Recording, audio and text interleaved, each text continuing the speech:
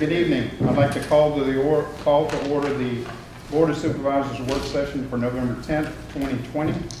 Our first discussion this evening is the ordinance to amend or reordain sections 66-28 running at large restricted, and 66-29 violations and penalties, and section 66-32 restricted areas enumerated of the Warren County Code, and an ordinance to repeal section 66-34 bounties for coyotes of the Warren County Code. Caitlin Jordan and Laura Gomez. Thank you, Mr. Chairman and board members. So Sergeant Gomez and I have met to discuss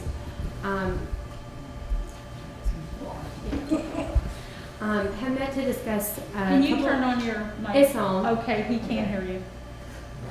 She's got the light on.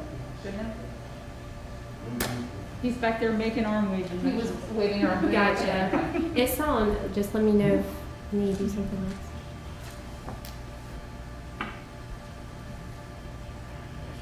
Just go ahead. Okay. So we had been discussing a couple of changes that needed to occur in the Warren County Code sections regarding animals. The first one is in regards to the coyote bounty. In 2000, the Board of Supervisors adopted section 66-34, which allowed the Board of Supervisors to award a $50 bounty for any person who kills a coyote according to certain criteria. The ordinance also limits the total amount of bounties that can be awarded per year. In 2019, that amount was increased from $2,000 to $3,000. So currently, you can award a total of $3,000 in coyote bounties. In your packet, you will see the information that kind of shows you the breakdown of how many bounties have been awarded since 2000 when this ordinance was first enacted all the way up to this year. So this fiscal year, there's been a total of $700 spent, $14 coyote bounties given. The issue with this, the concern is that the bounty is not really an incentive to decrease the coyote population within the county. Essentially what's happening is owners are killing coyotes on their own property, or sometimes that there will be hunters who come in and are already getting paid by the property owners to kill the coyotes. Additionally, we have a letter from the Department of Game and Inland Fisheries that explains essentially that having these coyote bounties does not lead to the decrease in the coyote population. And so there's a concern there. What I'd like to do is turn over to Sergeant Gomez so she can better explain to the board the reason we're requesting for this ordinance to be repealed. So I've been with the Warren County Sheriff's Office now 13 plus years, and we've had the coyote bounty the entire time. What we're doing is we're paying taxpayers $50 per coyote, when in fact they're already... You want to remove your mask? Yeah, You're muffled a little bit. No, that's okay. I want everybody to hear your lovely voice. Thank you. And what's happening is they're being hired by landowners themselves, or they're private trappers, so they're already getting paid there, plus they're being compensated by the county. There are also people that don't even live within our county that are being compensated for the killing of the coyotes. And the biggest issue with that is that we have documentation showing it's not actually effective in any way. And removing the coyote bounty would not prevent anyone from still being able to protect their property and their livestock. And the other issue is that we don't pay anyone for killing other nuisance animals such as raccoons, foxes, and things like that. And they're showing in that letter that it has over a 150-year fail rate. So I have a question, because the ordinance reads like dogs. And so I don't want to punish somebody whose dog gets loose, because I'm one of those people whose dog might get through and it's loose and it's running at large and I'm trying to chase it down, and I don't want to have to pay a penalty or a fine because my dog got out. How does this ordinance affect dog owners? So that's actually in the next one. We're not at the running at large ordinance yet. Okay, because they're both kind of they were both in the same packet, so I'm confused. Gotcha. So what we're looking at right now is the proposed repeal of Code Section 66-34. Okay, because Which they're is- in the same packet, all right. Yeah, help me so out. we thought it would be most efficient just to address the coyote bounties first, and then Okay. we'll move on to the running at large. Thank you. Sure. Approximately how many people outside of our county are bringing bounties to Front Royal? And do you know if those coyotes were killed in Front Royal or Warren County? We don't, we generally ask for the person that brings in to provide an actual address that they killed the coyote on. And it's just under good faith. We don't have anything other than what they provide us is the address within Warren County that they actually killed the coyote on. And as far as an exact number, no, sir, I don't have that. I do believe we've paid out approximately $800 this year in coyote bounties. But as far as the number of who is coming from outside, I don't have that figure for you. Now, you can tell where they're coming, the people are coming from. They should have Yes. some sort of letter that says, we want to hunt on. Yes, we do. We Joe ask Schmoes. for a copy Okay. of their driver's license. Some have been from Fauquier, some have been from Shenandoah County. And then, Because when this came up, I looked at some past ones, because we do them a lot, and noticed that there were people from Winchester, from Strasburg, from yes, sir. Loudoun County. I mean, they're all over. Mm-hmm. Okay, that's all I have. Thank Okay. you. Thank you. And if I may, just to clarify, I'm reviewing this today. It is not in your packet, but if the board does approve to repeal Section 66-34, there will also need to be a change done to 66-35, which is the penalties for false claims. It just makes a note that you can be penalized if you make a false claim in order to receive a coyote bounty. But that will be, when we move forward, that will be included in your packet. It's a minor change to the 66-35, but I did want to at least bring it to your attention so you weren't surprised when it comes before the board again. And that would be in the motion. Yeah, yes. And we don't have to vote on anything tonight, correct? No, you don't. Good, thank you. All right, if you do not have any more questions about the coyotes, we can move forward with the proposed changes in regards to the dogs running at large. So this code section, well, we have an article of running at large, and specifically code section 66-28. It needs to be amended in order to come into compliance with state law.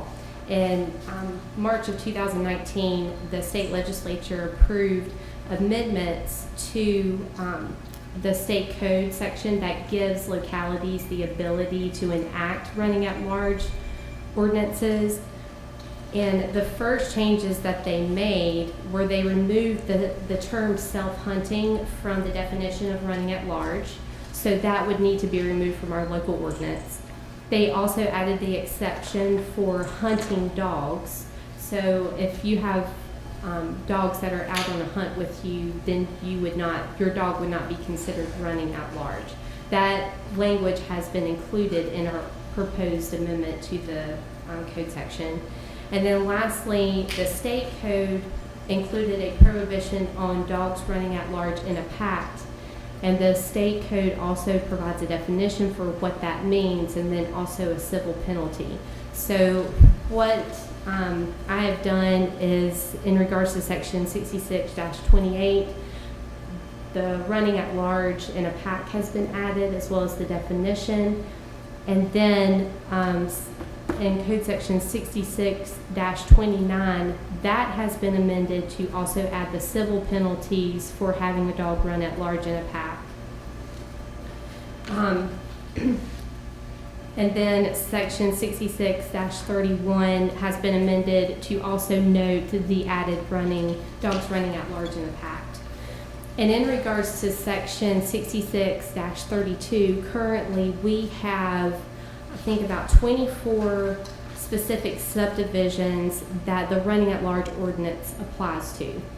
However, the state code allows localities to apply the running at large ordinances to the entire county, not just specific places. So what Sergeant Gomez and I discussed is that procedurally, to enforce this, it would be much better to have this article applied to the entire county, not just specific subdivisions. Because there's been issues, which I'll have Sergeant Gomez go into more detail, but a lot of people who are having issues with dogs running at large on their property don't have this protection, and there's not much that the animal control officers can do to help. And so this would just ensure that this is an additional protection for the entire community, not just specific subdivisions. And so that's why section 66-32 has been repealed, completely stricken, and then code section 66-28 has been changed just to make sure that it's clear that dogs can run at large within the entire county of Warren County. But you're still talking about a pack of dogs, not one. No, this would One- apply. This would apply to both running at large dogs who run at large, which would just be one, Yeah. as well as dogs running at large in a pack, which is at least 2 or more dogs running together at large. But if Dolores's dog got out and she's chasing it, it would be unfair for her to be fined for her dog running. Well, And animal control having to come up and possibly find it because it stopped at a neighbor's house and they called the police or sheriff, and sheriff came and they took the dog away. well, I think maybe while we get into that question, it might be best to have Sergeant Gomez to talk about how this is really being carried out in real life and some of the issues that she's seeing and how it would help the animal control officers. Sorry, I jumped the gun earlier because it was all together in one package with a bunch of ordinance numbers. That's okay. So what we're seeing is we're getting frequent calls from people within the community asking, for protections from basically dogs that are a nuisance. Not a one-time thing, but we do have frequent flyers, as I like to call them, that we pick up. If it's an accident, sometimes we just return the dog home to the person if we know where it lays, or goes to the shelter. They do have to pay a fine at the shelter when they get it out, because the shelter has separate fees from us. What we're looking for is we already have approximately 30 subdivisions within Warren County that already have those protections. And then subdivisions such as Blue Ridge Shadows. Their HOA recently called and asked what the process was because they wanted to have that subdivision with the protection against dogs running at large. So if you live in one of the subdivisions that have protections, by all means, I can charge a dog owner who has a dog that's constantly getting into someone's trash, going to the bathroom in their yard. If you live outside one of those subdivisions, you don't have the same protection, so I can't do anything. So if you have a nuisance dog that's always out, it's getting into your trash, it's tearing up things on your property, it's going to the bathroom in your yard, or maybe it's potentially trying to get into a fight with a dog that lives at that residence. I really just have to say, until it gets to the point of dangerous dog, where there's actually a dog attack, I can't do anything, and I'm sorry. So, example, on Strasburg Road, Poe Drive, that subdivision is protected against a running at large ordinance. But if you live on Strasburg Road, or one of the roads beside it, I can't help you. So the biggest thing here is that everyone in Warren County has the same protections, not just people in certain subdivisions. And the biggest thing too is for us is that we hate that it has to get to a point of dangerous dog because it's pretty expensive, and a lot of people can't meet the standards and they end up losing their dog, which is terrible. But also we have to have protections against dogs that become aggressive, and a lot of times dogs are being territorial and protecting their property, but we don't have a medium ground. We either have nothing or we have dangerous dog. Now we do have intimidating dog, but it's written in such a way that would have to happen out on the roadway anyway. It couldn't happen like in someone's own yard. So the biggest thing is just to make sure everyone in the county is equally protected. What kind of fine is it if somebody's dog gets out? And I believe it is a $50 fine. Is that correct, Caitlin? It is for the first offense. Currently, it's not in here because it's in a different section within the code. Yeah, it wasn't in It here. is a class 4 misdemeanor, the $50 fine, or for the first offense, and then I believe $100 for additional offenses, for each additional offense. I may actually have It it is in here.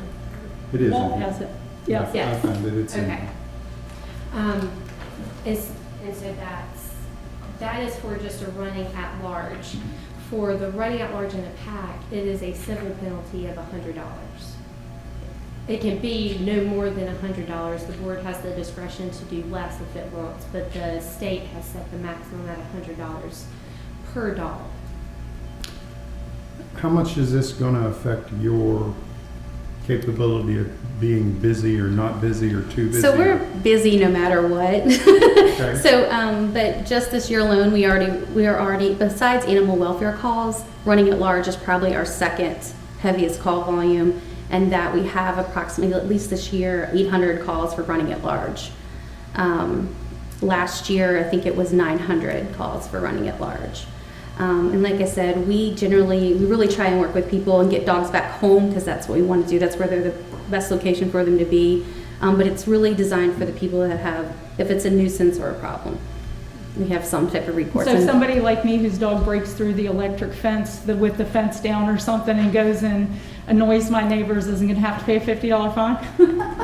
Essentially, if it was a continual problem, yes, ma'am. Okay, if, say my dogs get out of the yard and I call Yes. and say, my dogs are out, I'm looking for them, you're on the lookout. If you find them before I do you bring them back to me because you Yes, know? Or that or we ask permission usually if we can give your information out. So if someone does find your dog, and then we'll call you and say, hey, your dog's at this location, can you go pick it up? So it doesn't automatically go to the dog pound? No, ma'am. If we can get the dog back to home to you, we absolutely can. But if you're not home or we can't reach you, that's the only place we have to take the animal. Okay.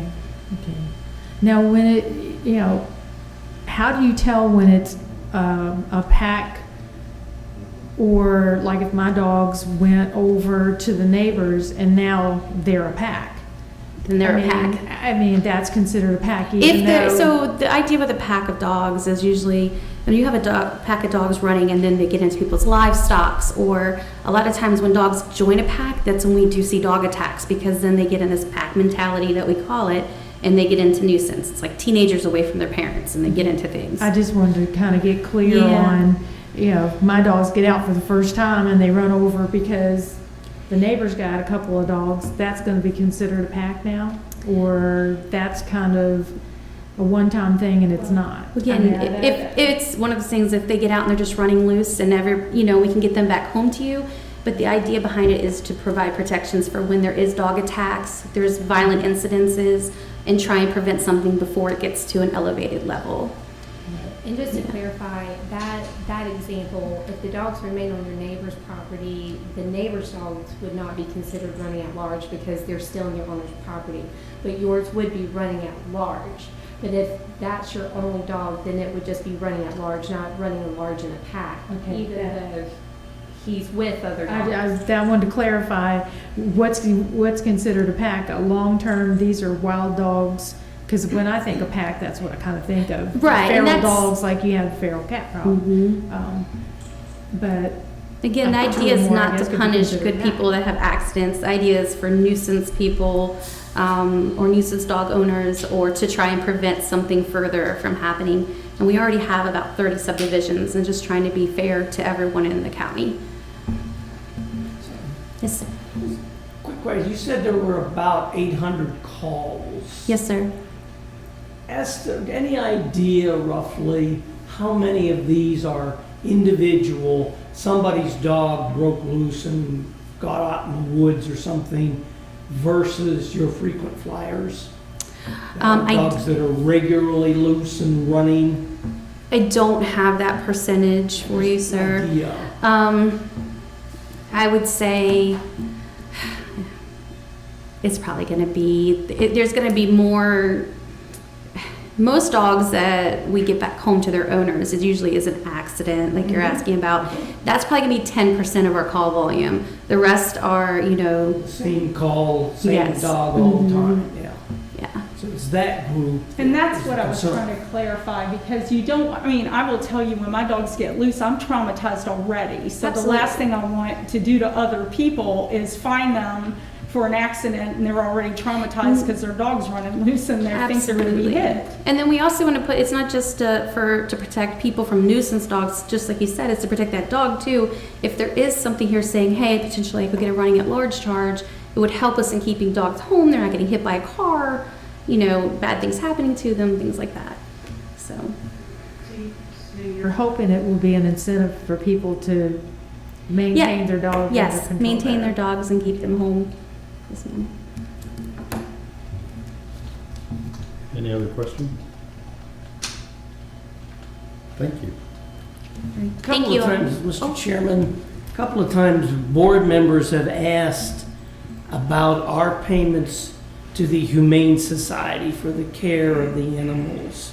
And I wondered if you might be able to just speak to that for a minute. We are separate entities, and I do not have that information I can provide to you. Sheriff can, okay. Please. Just to answer their question about what it's about. Thank you all for your time. Thank you. Thank you. As Sergeant Gomez has explained, the Humane Society is different from the Sheriff's Office. That $320,000 is for them to function. A dog pound would cost us astronomical amounts of money.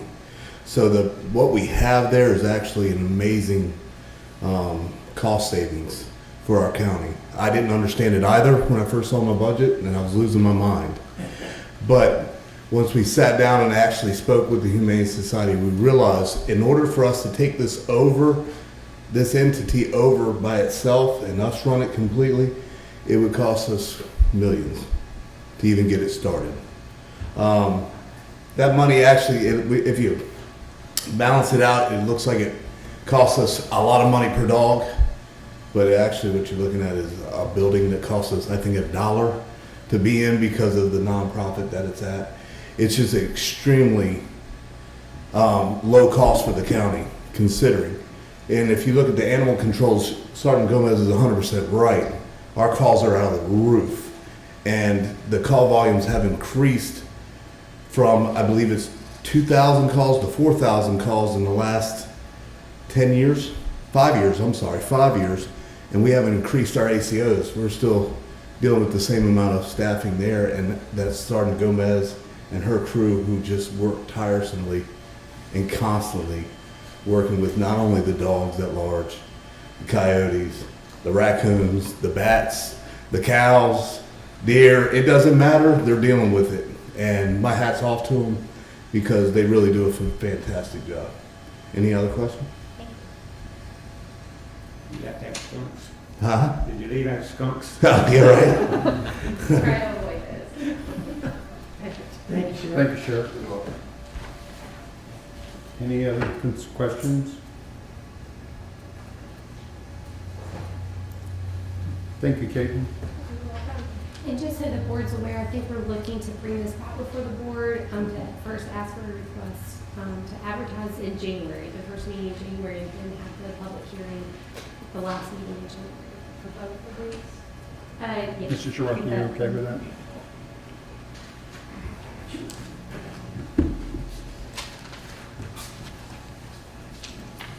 Next on our agenda is a discussion and the overview of the Department of the Fire and Rescue Services. Chief Navy?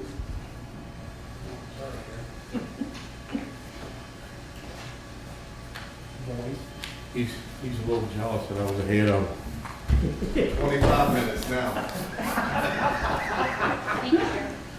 Very well. Thank you. Mr. Chairman, members of the board, we're tickled to death to come for you this evening and doing like I've taken some tips from the sheriff on how to promote our department a little more, but I understand you're in a big hurry to get away from here tonight, so I appreciate your time this evening. Thank you. No, we're here for you, so. You see, I brought staff so we can beat up on you a little bit with quantity. No, not really. Ouch. What's it, a level here somewhere? Huh? Yeah, good deal. Thank you for your service. Since I'm the old guy, I saw what you were going. they gave me the part about introducing the department, how we got started back in 1995. I'll try to make it brief. Some of the guys like Mr. Fox has been around forever and so forth. He knows this. So if you get tired of hearing it, just give me the motion and I'll stop. I came here in 1995. Fortunate enough to come to Warren County. I didn't really know where Warren County was at the time. I probably shouldn't have said that, but after 25 years, it's my home. As you know, I'm getting ready to retire and 18 working days. It's too much, but I gotta take. You're not getting down. No. Actually, I didn't even think of that. Yeah, I did have it on a calendar, 2 calendars at home, and there was, I said, man, I got 2 calendars to go? So 18 working days. Because we're fortunate enough that between the state and the county, we get plenty of days off in December and November anyway, and I got a bunch of days I have to take or I lose them, and I don't particularly want to have to do that, but anyway. So it was 1995, and when I came here, on my first day here, I found out that I was a fire chief. When I signed all my papers, I found out I'm a fire chief. Now, I didn't have a department because at the time there was no organized department in Warren County. There was nine companies. They were all, like most of them are now, they were all incorporated, their own corporations and so forth. And I think the Board of Supervisors back then had lost a fair amount of oversight. They didn't have anybody representing them to the board. They didn't have anybody individually that did a budget. There was no big budget. Each company got pretty much what they went to the board and justified and so forth. So my first duties as a fire chief was developing a Department of Fire and Rescue Services by ordinance for the county. And it was not very popular at first. There was some reservations because it gave another level of bureaucracy between them and the Board of Supervisors and so forth. But I think I must have done something right because I'm still here after 25 years. So we put together the ordinance working with the chiefs and the presidents of the companies, and it was a model that I had from Hanover County, where I was a volunteer, and pretty much we molded Warren County Fire and Rescue Services after that model that they had. And with that said, we became the administration, if you will, over the volunteer fire departments, because at the time we didn't have career staff in Warren County Fire and Rescue Services. They did have 4 employees, firefighters, at the front roll station that they paid out of contributions from the county and the town. And the town included them in their, not only their payroll, but their,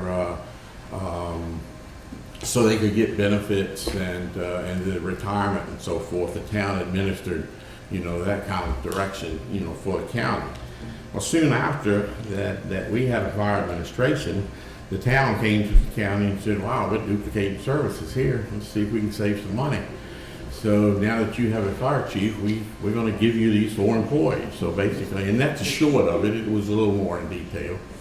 So basically, we took over the supervision, management, and control of the 4 career stations and the volunteer fire and rescue departments. Soon after, we, as things have transformed in 25 years, and you'll see in just a minute, we began, as far back as then, losing volunteers. Everybody gets a life sometime. Everybody has, they want their piece of the pie, whether it's the Rotans or the fire department. And we began losing volunteers. And we have ever since that point to where we're probably at an all-time low now. And we'll talk a little bit more about that here in a minute. But part of my duties was certainly to manage the operations of the fire department. The part that a lot of people don't understand necessarily and like is to identify strengths and weaknesses in the system and try to put in programs and so forth to remedy those strengths. As hard as we have worked, and I think you know that it's hard as the federal government has worked, the state government, we're still losing volunteers. This isn't exclusive to Warren County. You know, if it was, we certainly had some avenues to try to fix that. But we're at a point now where, you know, it's especially today, it's not as a lucrative, you know, neat job anymore as it once was, and COVID killed us. I bet to say we're praying every day when this COVID starts losing its bang, then we go back to some normalcy that these people will come back. The bad part is once you get a taste of no training, you're not getting up at 2 o'clock in the morning anymore, you know, you're not taking a 3-hour trip to and from Winchester. It's hard to get these people back, but certainly we have people that are working on that, and the COVID's out of our hands, so to speak. But that seems to be our big thing now. We do fine on fires. Everybody looks at the red truck, but that ambulance, they just, you know, it's an hour and a half ride just to Warren and back home. So we run into those kind of problems. We've during that time, and I'm going to jump ahead a little bit.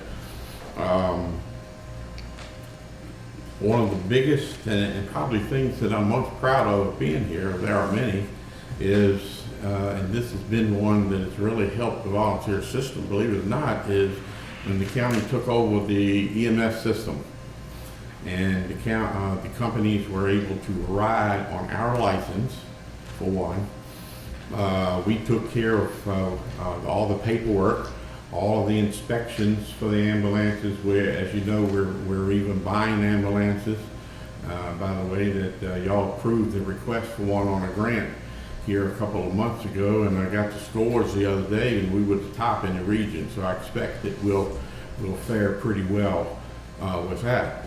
And it's I just got my last company in the county to come to me and want to join that. It's really a no-brainer if you think about it, because we purchase the ambulance, we put it in their station, we maintain it, we give them fuel, we insure it. There's not a penny cost to, you know, all we ask them to do is staff it. So that's probably one of the best programs that we have put in place. And to be honest with you, it's unheard of around us, you know, because, you know, there's still a lot of the volunteers, they want to keep that thing, but they've said, we had that at first, you know, we had that, but they found out that, you know, this is a no-brainer. You know, they put a new ambulance in my station that I don't have to pay for, they insure it, they maintain it, blow an engine, and we've blown up a couple of engines, and they don't have to pay for it. So it's a great it's a great accomplishment, I think, for our volunteer system as well as our career system as well. I'm not going to take a lot of time. Jerry, everybody here knows Jerry. He's got to have his time at the podium, so I'm going to give him a little time. I've already told him, Mr. May, to cut it down a little bit, and then we'll get to the other one who wants some podium time here tonight. Question. Oh, yes, sir. Could I have a question, just one question Mhm. we answered? How is the volunteer part of the fire department coming on? Do we still have plenty of volunteers, or is it basically just okay? I ain't gonna answer. I knew that. We're hurting on the fire side too, especially during the daytime. If we have a working fire during the day, we have 10 people in the station, so we're going to use all 10. If it's any kind of fire, if we call it a good fire, you know, if it's a working fire, yes, sir. If we're lucky, and to be honest with you, as an incident commander, I feel fortunate if we get 3 or 4. It's not their fault. We know that. We absolutely know that, you know, more people are working and so forth. It's not quite as bad on that ambulance. They don't come, they don't hang around the station anymore to take that ambulance out. And I don't know how we get to a point where we fix that. I'm just not real sure how to fix it. So if you do supplement with the volunteer part of the company? Since I don't have but 18 days, I used to promote the fact that this was a volunteer system supplemented with career people. I'm going to go out on a limb and say it's turned into a career system supplemented with volunteers. Okay. And I really don't think there's going to be a whole lot of debate on that. They know it. They're not proud of it, and certainly they're trying to make amends to fix it. But I don't think it's fixable right now, especially with the COVID out there. Nobody wants to take it home. But right now, we're not in jeopardy. You're covering what you can cover to the best of your ability, correct? Absolutely. Yeah, there's no call that goes unanswered, you know. I mean, our public needs to hear that too. Sure. Yeah, I mean, we don't always talk about weaknesses. We need to talk about strengths, even though in this bad time, we've got successes that we should be proud of. And you've done a job of keeping the thing working. And that's hard. I catch some criticism sometimes for coming out of the house and responding to calls. You know, you're a paid guy, you ain't supposed to be out here. Well, yeah, I'm a paid guy, but this is my department. And I've said it before, I know you've heard it, Mr. Fox, that don't take this the wrong way, I'll explain it, that I don't have 5 bosses. I have 40,000 plus bosses. And I come out a lot, especially when things start getting really tough, and I began to do some things that our company officers may be too busy to think about, like moving a company from Winchester or Frederick into Warren County, or wherever, you know, we can grab resources and bring them in. You know, it's somebody out there to make decisions if we get called to. And we have lately, so and this will prove it's not just us. We've been to Winchester. You wouldn't think we'd go routinely from here, but we get calls to Winchester. Most of them are probably to fill stations that they have vacant, you know, up there. And, you know, it's somebody with some authority to make those types of decisions, always taking in consideration that we need to cover our calls first. And I think we do pretty good with that. We pull, if we're at a fire, our timing is everything, you know that. You know, we might be on a fire for 2 hours and we may have 6 people that are still shoveling contents out of a burned house. But if we get a call, we'll pull 2 of them out, put them on a piece of apparatus or whatever. Staffing is a big deal. We got some of the best apparatus in the Northern Valley. Thanks to you, this board and the volunteer fundraising. That's bar none. And, but people, and I'll let them talk about that. That's his portion. But I'll get my say at the end of the minute. You know who Jerry is, and he's going to say a little bit.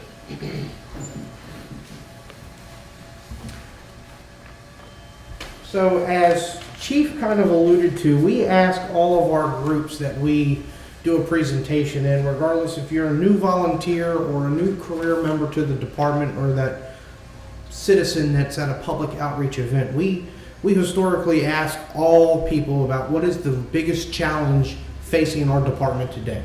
The fire and rescue delivery system, what is that biggest challenge facing us today? I think you just kind of talked about it a little bit, okay? But ultimately, the mission of our department is something that we changed a few years back. We have adopted a slogan for our organization is one department, one mission, okay? And our mission statement is to serve the community as one single department with a common mission, to deliver the highest level of service and perform at our best to those in need at their worst. That is a mission statement that's in posted in every fire station. It's on a challenge coin that we give to our career and volunteer response members. And it's something that we tell people you need to memorize and you need to know. And what I'm going to ask is I'll ask a hypothetical question of the Board of Supervisors. When you read that, when you hear that, what does that mean? It means team. Exactly right. So the team concept. So Chief Mabee came in 1995. I started as a community volunteer in 1997. Okay? And in 1997, they basically said, here's a helmet, here's a coat, and you hate the county fire chief. The county fire chief is trying to ruin the volunteer system. They want to turn us into a little Fairfax. And we know that historically that's not been the case. That we had challenges in 1997. We have challenges today as a volunteer system. We have challenges as a career system. But ultimately, what we do, the biggest challenge facing our department today, changes. We can have a house fire right now and have a great turnout. We have the 10 staff members that are on duty 24 hours, and we may have a function in the fire station, and one fire station is able to produce 7 members. Another station is able to produce 4 members. But it's not a consistent response across the board. In addition to, as we were walking in the door, you may, Mr. Mabe and Ms. Cullors was here, and they heard Rick and I talking because we went depleted as a county. We had a significant motor vehicle crash. We had an outside gas leak at an apartment complex restaurant that, in theory, caused an evacuation of the building. We had an ancillary EMS call. So that starts to deplete our response system. You have 2 or 3 significant incidents, and we're no longer able, we can cover those responses, but we're not able to cover the response after that. But we find ways to make it work, or we have that dedicated core group of volunteers that recognize response deficiencies, and they come out and they provide that level of service. The biggest challenge facing our department today is anything that interferes with serving the community as one single department with a common mission. Okay, and that's to deliver the highest level of service and perform at our best to those in need at their worst. When you call 911, you've heard us say before that nobody wakes up this morning and says, you know what, I think I'm going to have a house fire or a heart attack today. Okay? Nobody thinks I'm going to break my ankle because I fell off of a roof.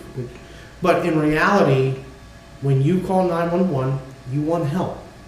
You don't care if it's career or volunteer, man or woman. You want help from a well-trained and qualified service provider. That's our task as your fire administration. As your fire administration, our job is to, in fact, provide a level of service to over 40,000 people, 16,000 homes, 800 brick and mortar businesses, and 217 square miles of our community. We are all members of this community. Each one of you represents a populace of this community, and ultimately our job is just that, to provide that level of service when people call 911 and need a level of help, to assist our sheriff's office when they need us, vice versa. Okay, we are the public safety providers that ultimately provide that level of service to that community. How do we do that? We do that through 5 different divisions of our department. Our operations section, our administration, our fire prevention and community risk reduction, our training department, emergency management, and our recruitment and retention program. As Chief alluded to, we are the umbrella organization for the Department of Fire and Rescue Services. Chief serves as that umbrella to bring all of those different companies and create that team concept. Okay? When I came in 1997, it was a different time. Ms. Cullors has got some background in fire and EMS in the local government in many years ago, and it was a lot of sandbox issues. There was you are from Fort Smith, you run 300 calls a year, we are from this station and we're much better from you. There was a lot of animosity between departments. There was a lot of negativity towards each other. There was a lot of, we don't need help from you. But we see that as time changes, the level of services that we're able to provide as an individual station or an individual response area just is not there. So in theory, Chief becomes that umbrella organization to get everybody to collectively support our mission statement. We changed our mission statement of the organization to, in fact, promote teamwork. We have it in the one department, one mission, on letterheads, on documents. We have it painted. The volunteer system has incorporated that. They are painted on their new apparatus at $700,000 expenditure. So the one department, one mission concept is taken hold. So our operations department is 11 separate response district is how we have our locality broke out if you look at that response map. But out of 8 individual volunteer fire stations, well, that math doesn't add up, right? If you have 11 response districts and you say you have 8 stations, how does that work? That's because, in fact, we talk about the no sandbox. This board has made the decision recently to support the Chester Gap Fire Department in providing that level of service. We fund Chester Gap Fire Department and Middletown Fire Department because they are the closest provider to the citizens of those particular areas in our community. So what a better way to ensure that we are providing a timely and adequate level of service than tapping those resources that are closer to those citizens. Same thing that Clark County does for Shenandoah Farms Fire Department in that community. So when you look at the makeup, and we all know our beautiful community, how it is structured, and if you follow the boundaries of these particular response demographics, you know that we have beautiful rivers, great mountains, and a railroad to support our industry. That makes it a very, very challenging response makeup for our community. We have fire stations in theory that are geographically closer to a physical house, but because of a mountain or because of a river, they're one of the last companies to go on the emergency because of shore distance, right? So we have some of the recruits that y'all met at the last meeting came to Warren County and they had no idea. So we go through and we show them the map and we talk about the river, and ask yourself this: out of 2 stems of the Shenandoah River in the main stem, how many physical bridges do we have that cross those rivers that run right through our community? So that makes a response makeup very unique and challenging for our community. So ultimately, we can't have a sandbox concept and provide an adequate level of service. So out of those different response makeups, we have, out of each one of those response districts, we have departments that provide 4,000 calls a year. We have departments that provide less than 300.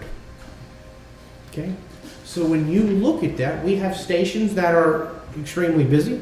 Our Front Royal Station 1, I think we certainly understand why their response is so much higher at 4,000 calls a year. Because of that response makeup, the story and the adage that I tell our employees in the citizenry is all roads lead to Front Royal. To get there from here, you gotta go into Front Royal, right? Because of the rivers, because of the mountains, because of the railroad, those types of situations, all of those roads lead back to Front Royal. Front Royal is geographically centered in our community, which makes them a primary service provider on a magnitude of our incidents. So we talk about, that goes into a big consideration. Why did we move Rivermont Fire Station 1.3 miles down the road? Well, it's to alleviate call pressures into where 47% of the population of our community live, in the Front Royal Response District. So we have to look at those different types of considerations when we go to the planning phase within our fire and rescue system. I have a question. Yes, for ma'am. you. On this calls for service by response district, Mhm. are these calls that the Station 10 made on its own, or is it in cooperation with Station 1? That's how many calls that station was dispatched to. So it could have been dispatched along with Station 1, is that? That's correct. Okay, so, Correct. because I'm trying to figure out, is 4,023 total calls for a whole year, or is 4,023 plus 17? No, so that's Okay. Station 1 was dispatched on 4,000 calls for the calendar year. They've done that either as a sole company or a multi-company effort. So Station 1 could get dispatched on a call, Station 10 could get dispatched on a call, they respond together. That counts as one call for that station. That goes into the 6,000 incidents is how many we had. Okay. That's coming up. Thank you. Mhm. And Company One still gets dispatched pretty much with every call, but if, say they get sent to a call with Bentonville, and before they get there, Bentonville says, you can turn around, we don't need you, we've got this, that still gets considered a call, but they didn't carry through with it, correct? Yes. Now, the statement that Front Royal gets dispatched on everything is not an accurate statement. If they mark their station depleted, Right. they won't get dispatched. At some point in time, for example, we used the Chester Gap analogy, right? That was one of the chief's things with staff with our communication center because we keep dispatching Front Royal to your district. Front Royal may get dispatched, but never physically leave the building. Okay, does that make sense? Well, it makes sense if they're depleted, then Well, right, they're not gonna get, or if they're already out on another Correct. call. But generally speaking, I know it used to be, and it seems like the calls I've heard, Company One usually gets dispatched unless they get turned around. If it's out in Rivermont, the call goes out, Company One, Company Two. If they're not needed, they get turned around. Generally speaking, they go because, Correct.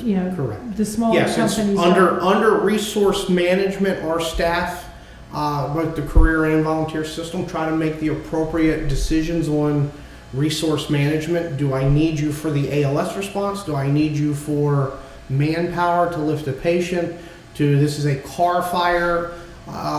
We can handle with what resources we have. You can go in service. But yeah, so that number, true incidents, that'll kind of be a makeup when you look at the response makeup of the county. But it's not, out of 4,000 calls a year, more often than they're making it to a scene, providing that service, primarily based off of the ALS response, which will show you that makeup in a few So 4,023 is the total for a year? dispatches. For a whole year of all 10? No, So what's just the total for a year of all 10 of your? coming up, Okay. coming up. That's the So- number I was trying to get to. Yes. So in theory, when you look at those response districts, the sequence of the slides was understand the county makeup, understand that in theory, based off of the challenges of our rivers, of our beautiful mountains, we have some stations that run a significant more amount of calls. And primarily based off of the no sandbox issue, we're going to send 3 different companies. At one time, the county companies did not come into Front Royal and provide a service. They didn't need you, they didn't want you. They had enough equipment, they had enough volunteer resources with the 4 paid staff that they had to provide their own level of service.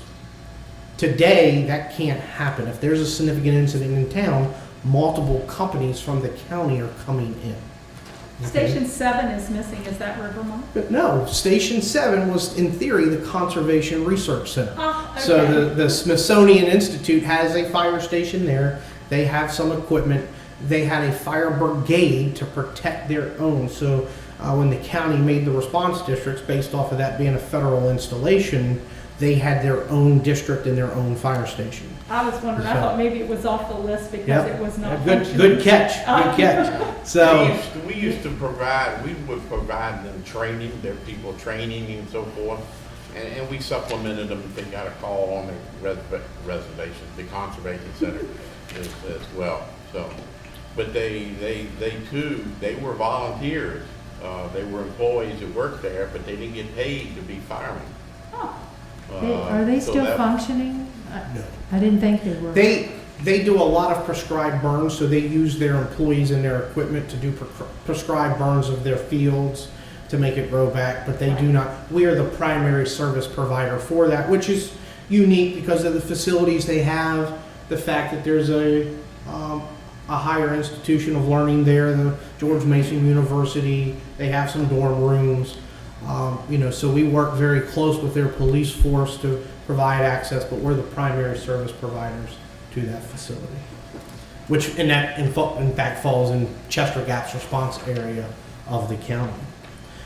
So certainly, as Chief alluded to in the questions that you all asked earlier, our strength is our people. We have some of the most dedicated responders throughout our fire and rescue system. People that mentored me when I was a young volunteer in our response system are still out there responding today. Some of our volunteers are serving for 25, 30 years. The people that Chief come to know as young members within the system are now district chiefs today, working alongside him. But if you look, so our preliminary numbers is we're looking at 65 operational responders through our volunteer system, 45 associate members. So those are the people that are working fundraisers on a regular basis, those types of things. Well, if you do that math and you take 65 divided by 8 stations, that'll kind of give you a makeup and answer the question of how many do we have. Okay, we can only judge that based off of the number of calls they're responding to, an analysis of their activity levels. Some stations, this person may run 1 call a month based off of 300 calls a year. You may have a volunteer across the street that runs 60 calls a month. Okay, so as long as they're giving something back to the system, we chalk them up to that operational responder. Okay, the question is how many in the challenges we've had through many years working with our elected bodies and the various different boards is at any given time, how do we estimate how many operational responders can turn out on an incident? That number is just such a fluid number. We had an incident the other morning, a house fire in Linden, and we had a good core group of volunteer responders because they were at the station. One of them had to leave the incident scene in the middle of the fire because he had to get his dad his vehicle so his dad could go to work. So while they made the initial response, we lost them in the middle of that response. So it's just such a fluid number to be able to look at. Our career response system, we're now at 39 uniformed firefighters, 12 uniformed part-time firefighters, 2 civilian full-time employees, and a civilian part-time employee in our fire administration as a civilian employee. Our strength is our people. We have a great core group of career volunteer men and women that if me raising my family in this community, I would never hesitate to call 911 in this locality. I know I'm going to get help from a well-trained service provider, either a career or a volunteer responder. So what do those key groups of individuals need? They got to have good apparatus, and Chief talked about some of the apparatus makeup we have. We do have a very diverse fleet of equipment because, again, our community is so diverse with river, with mountains, with residential, with large commercial. That requires a diverse makeup of equipment. Our 2019 calls for service, Ms. Oates, we responded to a total of 6,133 emergency incidents in our locality. What's unique with that is if you look at that breakout, we are an 86% EMS-based response organization. When I joined the fire department because I watched a fire truck go out the door and I watched the firefighters put on their turnout gear and equipment, and I said, you know what, that's pretty cool. It's not because I watched them get in the back of the ambulance and put an oxygen mask on somebody, right? The things that attract our young, our motivated individuals is that fire response. We do this to historically that adrenaline rush to provide that level of service, to be a firefighter. But the challenge is we are an 86% EMS-based response organization. If I showed you a video from a volunteer fire company's annual banquet, you'll see a fire, you'll see a crash, you'll see a fire, you'll see a crash. We don't highlight the EMS aspect, right?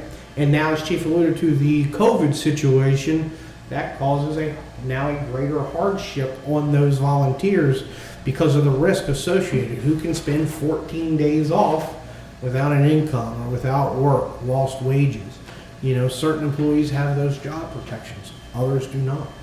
So when you're working paycheck to paycheck, or you're a bedroom community, and we've had people go and get tested, they've called their employer and your employer said, you're done. We've supported you up until this point, but you're essential to our organization. You have to make a choice. You either want to be a volunteer firefighter or you want to come to work for us. And we've lost many people because of that. One, I just happened to ask at the fire station the other day, hey, where's so-and-so been? They're like, he ain't been around a couple of weeks. Wow. His employer told him no more. Okay, he was a governmental contractor. You know, so we see those challenges as far along. We've made it through COVID this far, but it was that one exposure that caused them to get tested, and that notification to the employer. The employer had to make that decision. So that's 17 calls a day. On average, correct. That's, yeah. Across the street, based off of their response, they're around like a 9.9 historically. So looking at that 2019 calls for service number, we got to look at where we've been. So if we look at a 10-year comparison, in 2009, we were just under 5,000 calls for service. Historically, this will show you that we have always been an EMS response organization. While our fire responses were much higher at certain times, we start to see that. So an 18.7% increase or a 2.7%. What you'll see is we actually went down in 2019. I credit that to the excellent fire prevention program our community has. Oh, I can't take that.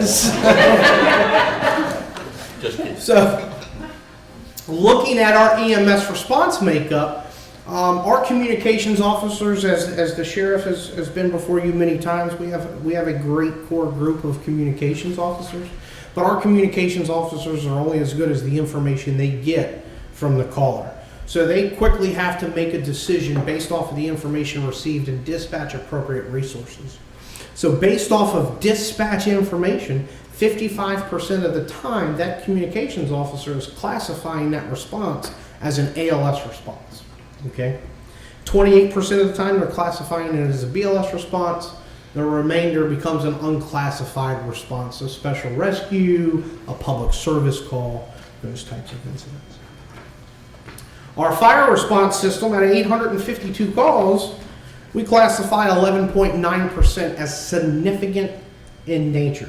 That's a working fire, a long-term incident, something that is really stretching our resources thin. The fire that you read about and I alluded to earlier in Linden, we quickly made the decision to call all career staff that were coming in at the 7 o'clock shift exchange. We called them in early. Almost every fire company got dispatched within the county response system, and we immediately asked for a mutual aid to backfill our county. We were empty. And if we had an incident, at one point in time, we had one person covering the county. So we hit those critical limits, but we made it work with the resources we had available. Okay. Our support services division, our fire administration, is ultimately the office of the fire chief, who's tasked with the fire and rescue budget administration, our EMS cost recovery program, our volunteer support services, and our operations support. If you look at the budget makeup, obviously we understand the value of a volunteer. I'm a taxpayer just like you, and I never want to see that go up. So I know what the value of a volunteer is for our fire and rescue response system. When you look at a $4.8 million budget, and 62% of that number is personnel and salaries for staffing, understand the value of that community volunteer. So at 62% of personnel and staffing, 24% for operational support, and 14% of that number goes towards direct volunteers fire station contributions. That cash contribution that you allot to the board the board of supervisors allots to the volunteer company. So the reason we had a reduction in calls was that fire prevention and community risk reduction program.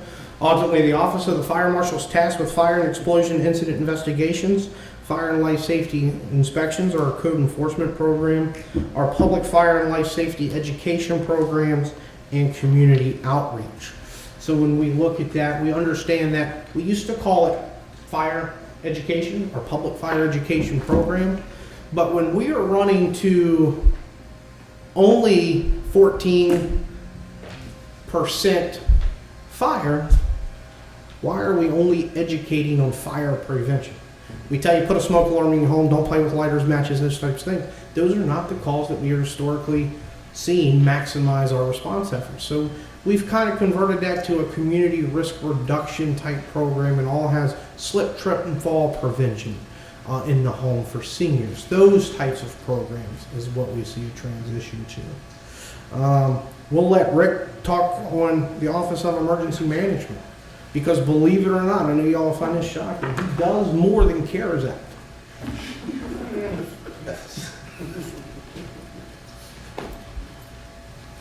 Good evening, everybody. I will be very brief.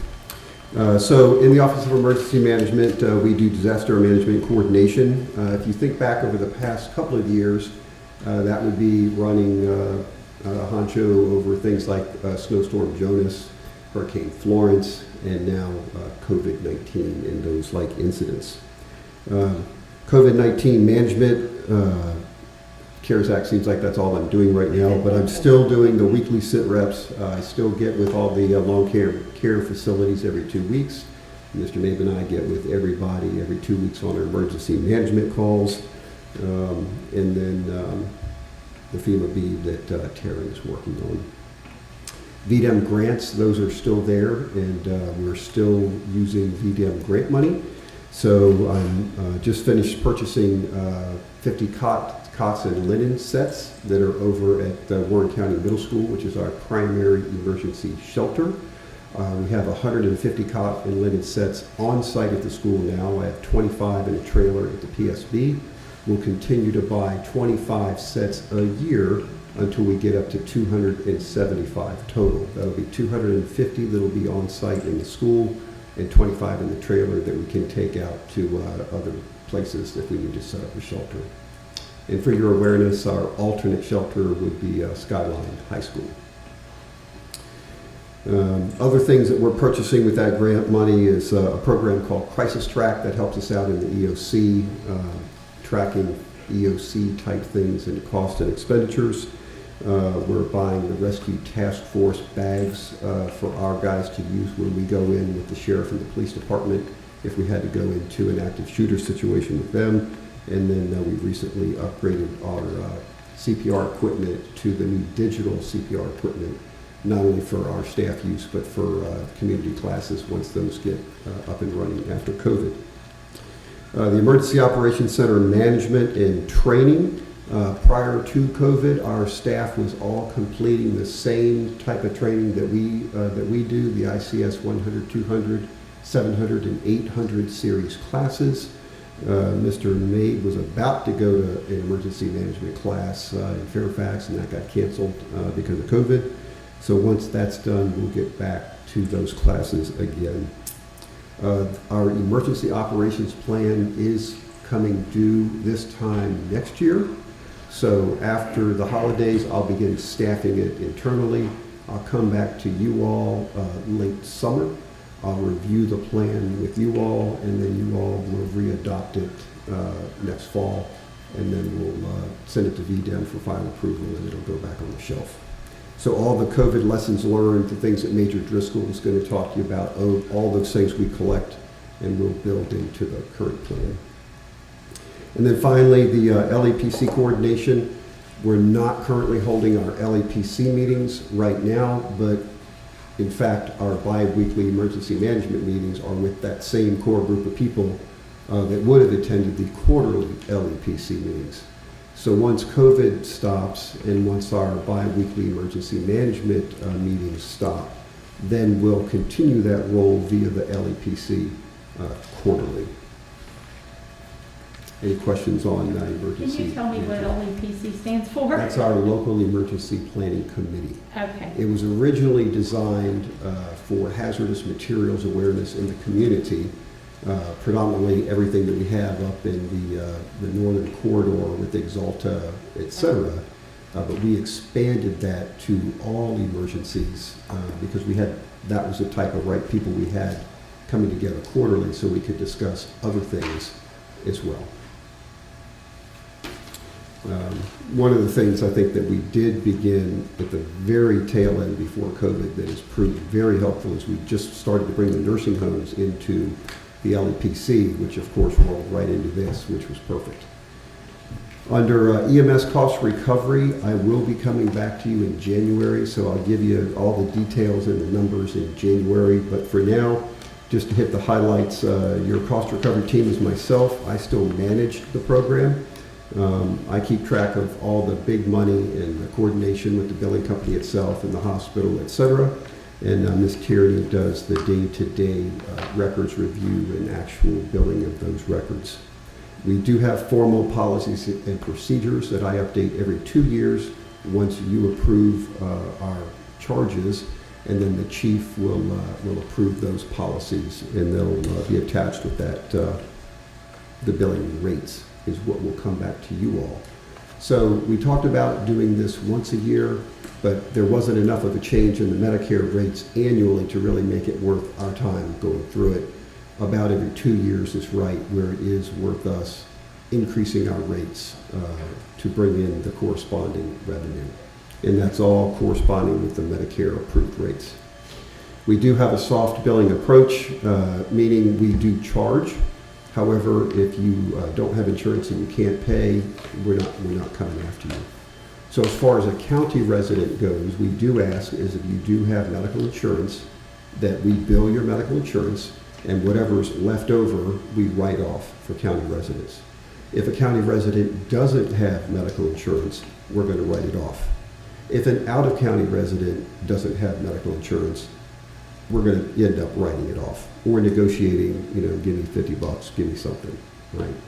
And then that's the same thing at the bottom. We do have some legal settlements that I keep open for 2 to 3 years while we're waiting on a lawyer to settle, and so sometimes we'll get something back from them. Any questions there?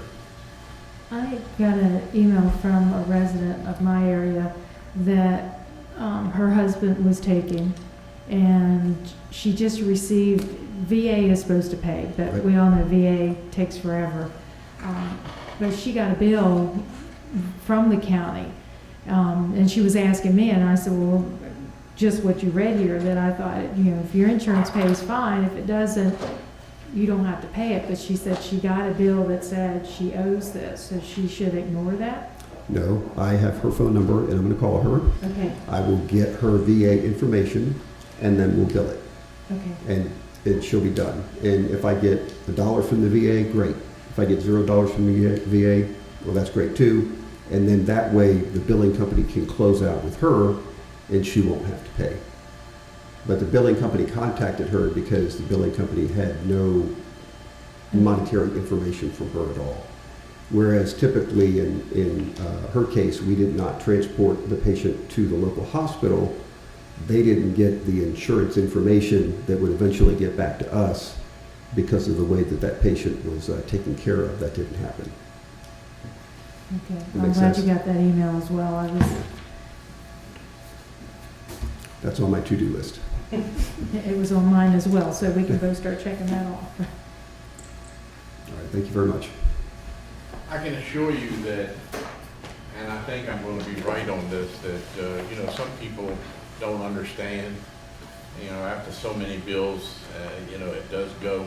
We've never sent one to collections, we don't even have an attorney on, well, we have an attorney on record, I guess. But certainly we've never had to go after anybody. We've chosen not to. It's not good PR for one. And again, that's why we took the soft approach. And I'll guarantee you, probably our complaints in 15 years has only been 20, 25, if that. I don't think she was complaining. I think she just was unsure, and she sounds like myself. If I get a bill, I want to pay it. I don't want to assume anything, so she was just double checking. And some people pay their, I'm sorry. No, you're fine, you're fine. Some people won't understand it, they'll write us a check. And how many of those refunds we send back? We refund them. back. Yeah. So Hang on, we We do? send that money to county prison. So, moving through the program, up next is our fire and EMS training programs. Our fire and EMS training programs are designed and tasked with providing educational opportunities and continuing education to the career and volunteer response system. We provide both entry-level fire and EMT academy level trainings. So any volunteer who wants to come in, we build this as volunteer for us, you get free on-the-job training. Okay? Jerry, Yes. Mr. Madico, what age can somebody join in that training? Is that high school or is that? So yes, ultimately the firefighter academy, we have to follow child labor laws. So ultimately you can participate in the fire academy at 16 years of age with parental consent. So the state has forms, documentation that you have to fill out. We got to get it witnessed by your parent or guardian, then they have to sign off on you being able to attend. The EMT Academy, same thing, 16 years of age, but you can't become a practicing EMT until you're 18 years of age. At 16, if you complete the Fire Academy, you can enter that IDLH environment as long as you have that training. So 16 is kind of that magic number. Some of our volunteer stations allow volunteers to join at 14 years of age. They just can't do any higher risk activities. You could come help wash the fire. You can be involved in part of the brother and sisterhood and be involved in the station. You can't climb a ladder. You can't jump out of a window in a rescue situation, as an example. But you can participate in those janitorial duties, fundraising duties, those types of things. So between 14 and 16, depending on the station, is that magic number. Thank you. Question. Yes. What has been the final determination of the fire training facility that was been proposed so many times? Good question, because you're going to see that on future projects. Our fire training center, ultimately, you all were placed in a precarious situation with the COVID outbreak, and that's starting to take place to make the decision to table that. Ultimately, with that project getting tabled, we envisioned the cost, and speaking to the low bid contractor time, that the cost would have actually rose outside of our reach to be able to complete it. So you tabled it, we put it on the bookshelf. We are now going to break that back off of the bookshelf and start to evaluate, do we go with the model that we had, i.e. the Connex container, look for those types of things, or do we go with a brick and mortar facility and approach the Virginia Department of Fire Programs for a burn building grant? So can we use the money that we would have spent from the Connex container to be matching funds for maybe a grant program? So we'll work with our chief staff to figure out how they want to proceed, and ultimately what we're going to ask for is a committee to be impaneled to start having those discussions on how we want to proceed from a system. And is the location still on Route 55, east of Front Royal now, up on the hill? So we're still using that as our classroom centers. Ultimately, so by speaking with Ms. Logan in the planning department, the conditional use permit that was approved will expire, and if we don't meet that time frame, which I don't think we'll be able to, we'll have to go back before the planning commission. That'll have to come back to the board. So it's not locked in stone. I know Mr. Mabe has asked some questions in reference to environmental impacts, those types of things. We'll get all of that answered. We've just put it on the back burner at this point in time because of the COVID situation. Okay. So If I can't, do you mind if I? No, absolutely. One thing? The money that we have in fire programs funds will not be able to be used as matching funds for a fire program grant, if that makes sense. So we'll have to find another another source of funding to make it matching. Now, we can spend these funds on other fire department stuff. Alleviate pressures. Right, you know, and it may be that in this building, there may be some things that they wouldn't cover that we can with that, so. So in 2019, our training division completed 47 training programs to a total of 514 students, or a total of 452 course hours, or added all together, 6,146 training hours to our career and volunteer response system. I'm going to put an asterisk on that number. Don't get excited.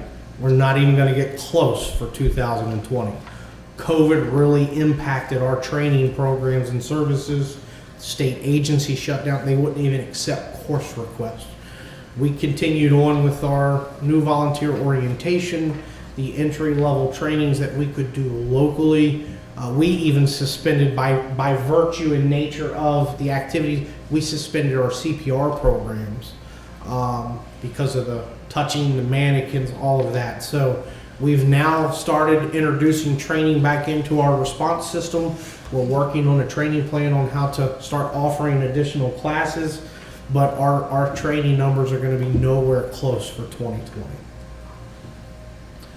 Our volunteer recruitment and retention services, ultimately, we came before the board probably 4 years ago and pitched a plan, and that was to establish a part-time position within fire administration. Brenda Deal is our volunteer recruitment and retention coordinator. We hired Brenda.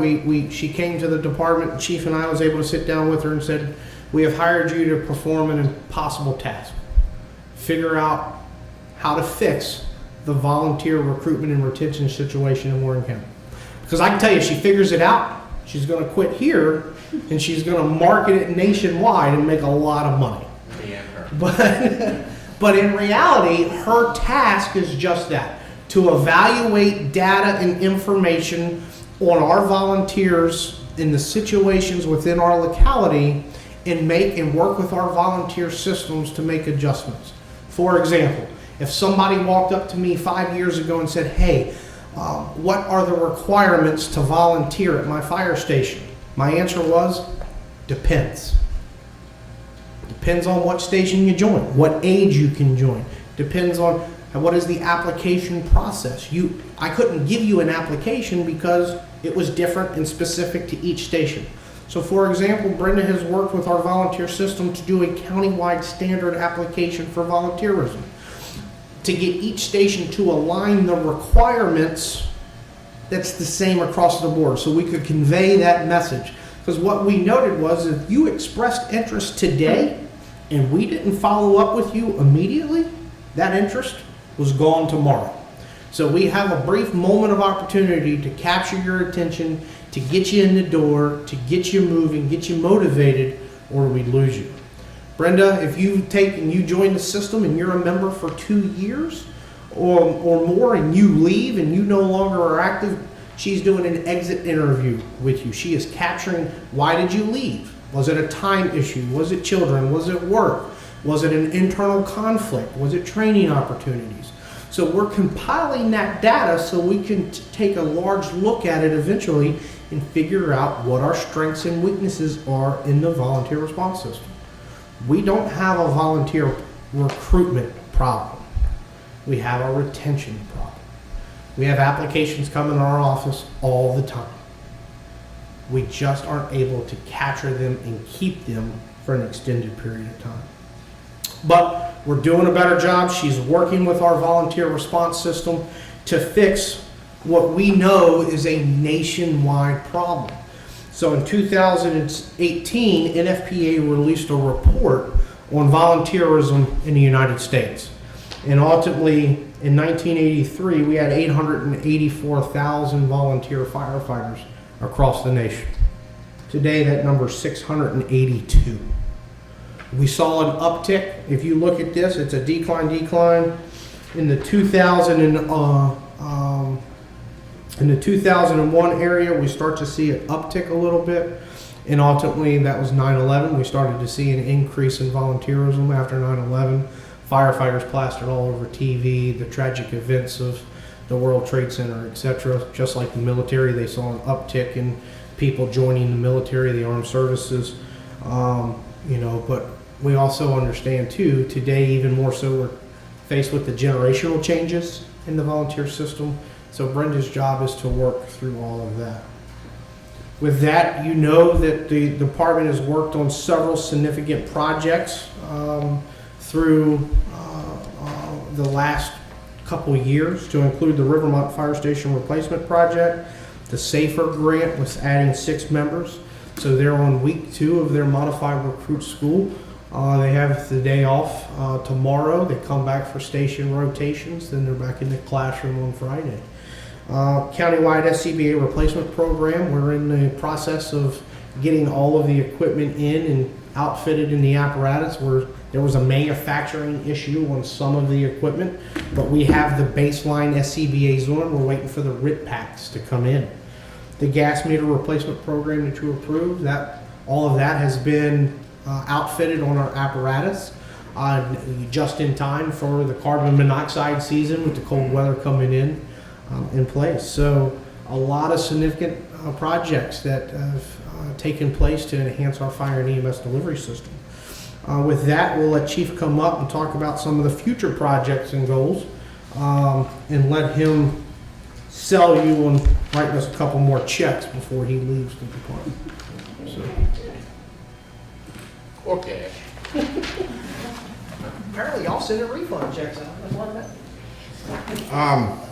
I'd like to say too that the current project, and we're pretty proud of this, we want to thank you or the previous boards that allowed us to put in place this cost recovery system. We were the first department in the Northern Valley to actually put it in place, but we were looking at the time, we were looking at places to raise or generate more funds so we didn't have to go to you and go to the citizens of the county and raise taxes. Nobody likes that. I like what Jerry said. None of us like to raise taxes because we have to pay taxes and live here. How much money does cost recovery bring into the fire system? If I said not enough, would that be any good? No. We have, Rick runs a great system of getting the bills and getting them out. And this year, we were somewhere between, we haven't consolidated and finalized it yet, somewhere probably between 800,000 and 900,000. And all of that money gets put back into the system. And that's stuff we purchase things like, let me go back and took that down. Other than the Rivermont Fire Station, the SAFER grant, we will cover the matching funds with cost recovery money. The SCBA replacement program will cover that with cost recovery. We don't have to come to the board and ask for those couple of $100,000. You approved us to go forward, I said a little while ago, for a new medic unit for the Linden Fire Station. And we got good scores on that, and we will match that with cost recovery funds. And a motorized stretcher. And we'll be coming to you probably, well, the new chief will probably be coming to you for that, because that's one of the pieces of equipment that will save us in the long run, back injuries and so forth.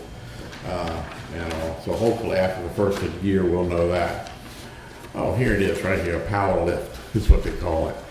I'm going to talk a little bit if Dr. Ed will allow me to on this radio replacement. Now, I've put in something to the board for replacing some radios. These will be all band radios that'll get us in communication with, well, we'll be able to communicate with everybody around us, and but especially Fauquier. So keep that in mind when that comes up. Annual employee physicals will be coming to you, the new chief will be coming to you about. We found a place that we can get physicals, because that was one of the requirements of the SAFER grant, was to give our new employees a NFPA 1582 physical. We tried working it through Valley Medical. They didn't have technically a 1582, but we tried to piece those things in like a stress test. And it amounted to a little bit more than the $1,200 or so that we're getting paying for each employee to get that 1582 physical. In Winchester, it's made just for fire and rescue. That's where Frederick and Winchester get theirs, so we're going to ride on their contract. They'll be coming to you with a 5-year staffing plan. Some of you have probably seen it early on because we discussed it a little bit when we were talking about the grant, and we opted to go with the 6 versus 12 and 15. They'll be talking to you about that. The volunteer LoSAP, which is a length of service program for volunteers. It's really hard pressed. It costs a lot of money at first, but it's kind of like a retirement system for volunteers. You volunteer for 15 years, and the county contributes that portion into like a retirement system, and you'll end up drawing $250, $300 a month as you retire from the volunteer system. And as you know, it's got to take an investment to get in it to start with, but you can draw the program up that fits your locality and what the board thinks that they can afford.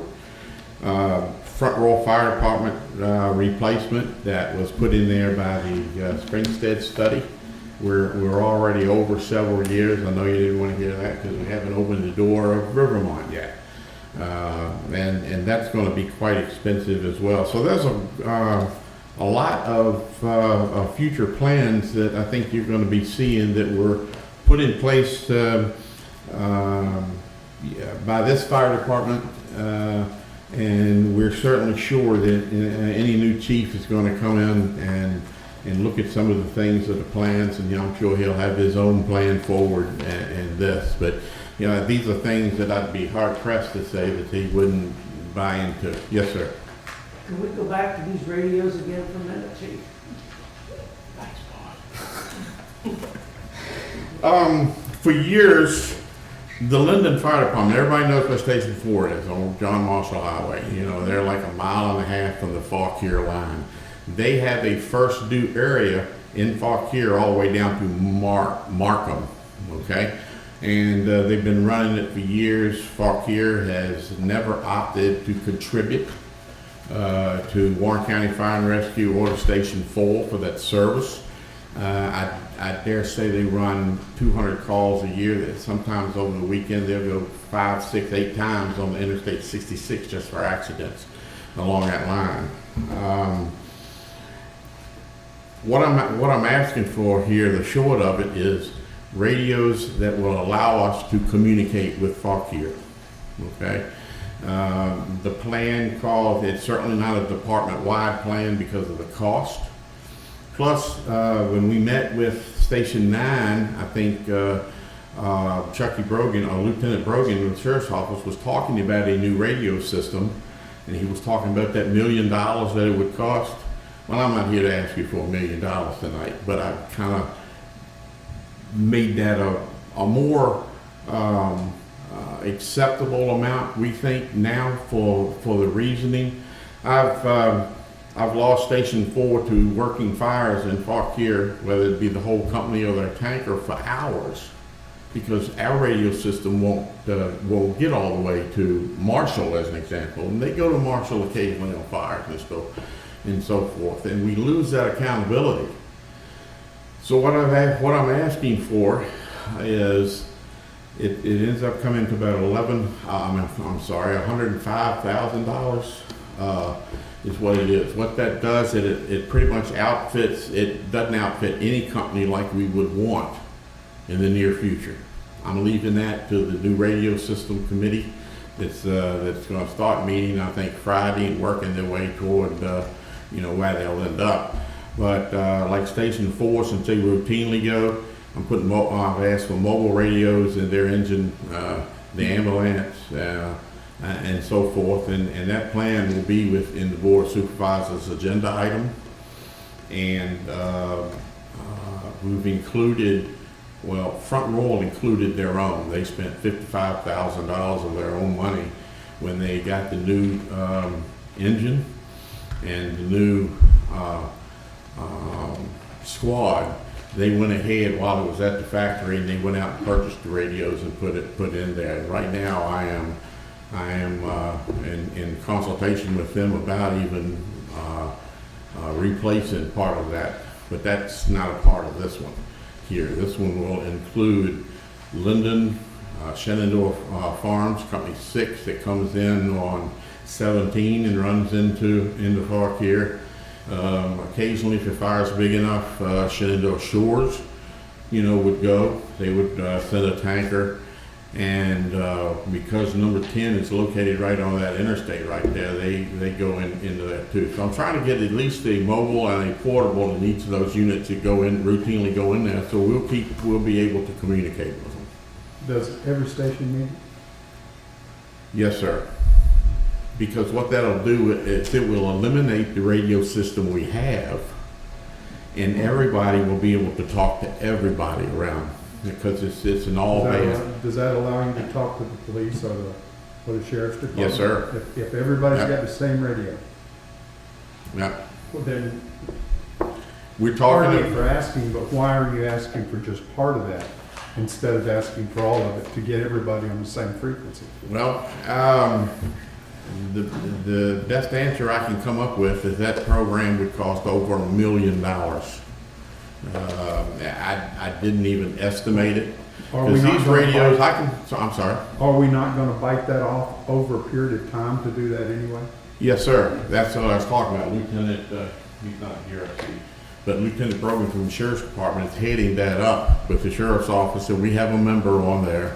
This is really, I hate to say it because it's probably it's a Band-Aid fix right now. But the good thing about it is, if we spend this money now and put these radios into units, when it comes time to consider that proposal, these radios are already bought, purchased, and installed and being used. You won't have to repeat that. So I won't say you'll be able to save $100,000 because we don't know what they'll cost in 2 years, but you'll save the money of having to throw these radios away and put new radios in there.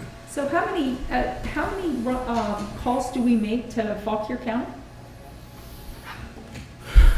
I knew you was going to ask that. If you said that Fauquier doesn't offer, how aggressive have we gone to them and said, we run a lot of calls in your county and you need to pay me up some? I can't speak for the previous administration at Linden, but I'm going to guess not very much. But I did, and I got full portable radios. And I can tell you from the Linden station, we went out and did testing with a portable, and we can't even mark in route until we reach until we're well into maybe the 216, not 216, the Well, I don't mean just radios. 13 is at the line. We're talking about probably the 15 or 16 mile marker before we could ever have. No, well, I mean, radios would be one thing, but I mean, we contribute to Chester Gap, we contribute to Middletown because they help support us. If we're supporting them, I don't understand why we haven't had some kind of a sit-down discussion on mutual aid with them as well. I mean, Clark County even gives I don't know how much, but so it just We doesn't- negotiated that when we took over Company 6. Well, it became a county station. I really don't have an answer for you. Other than, what we got out of it was full portable radios that aren't sufficient. We're going to use them. That will allow us to go with portables on some of these units and save us from having to buy 4 more portables that, by the way, are around $10,000 a piece.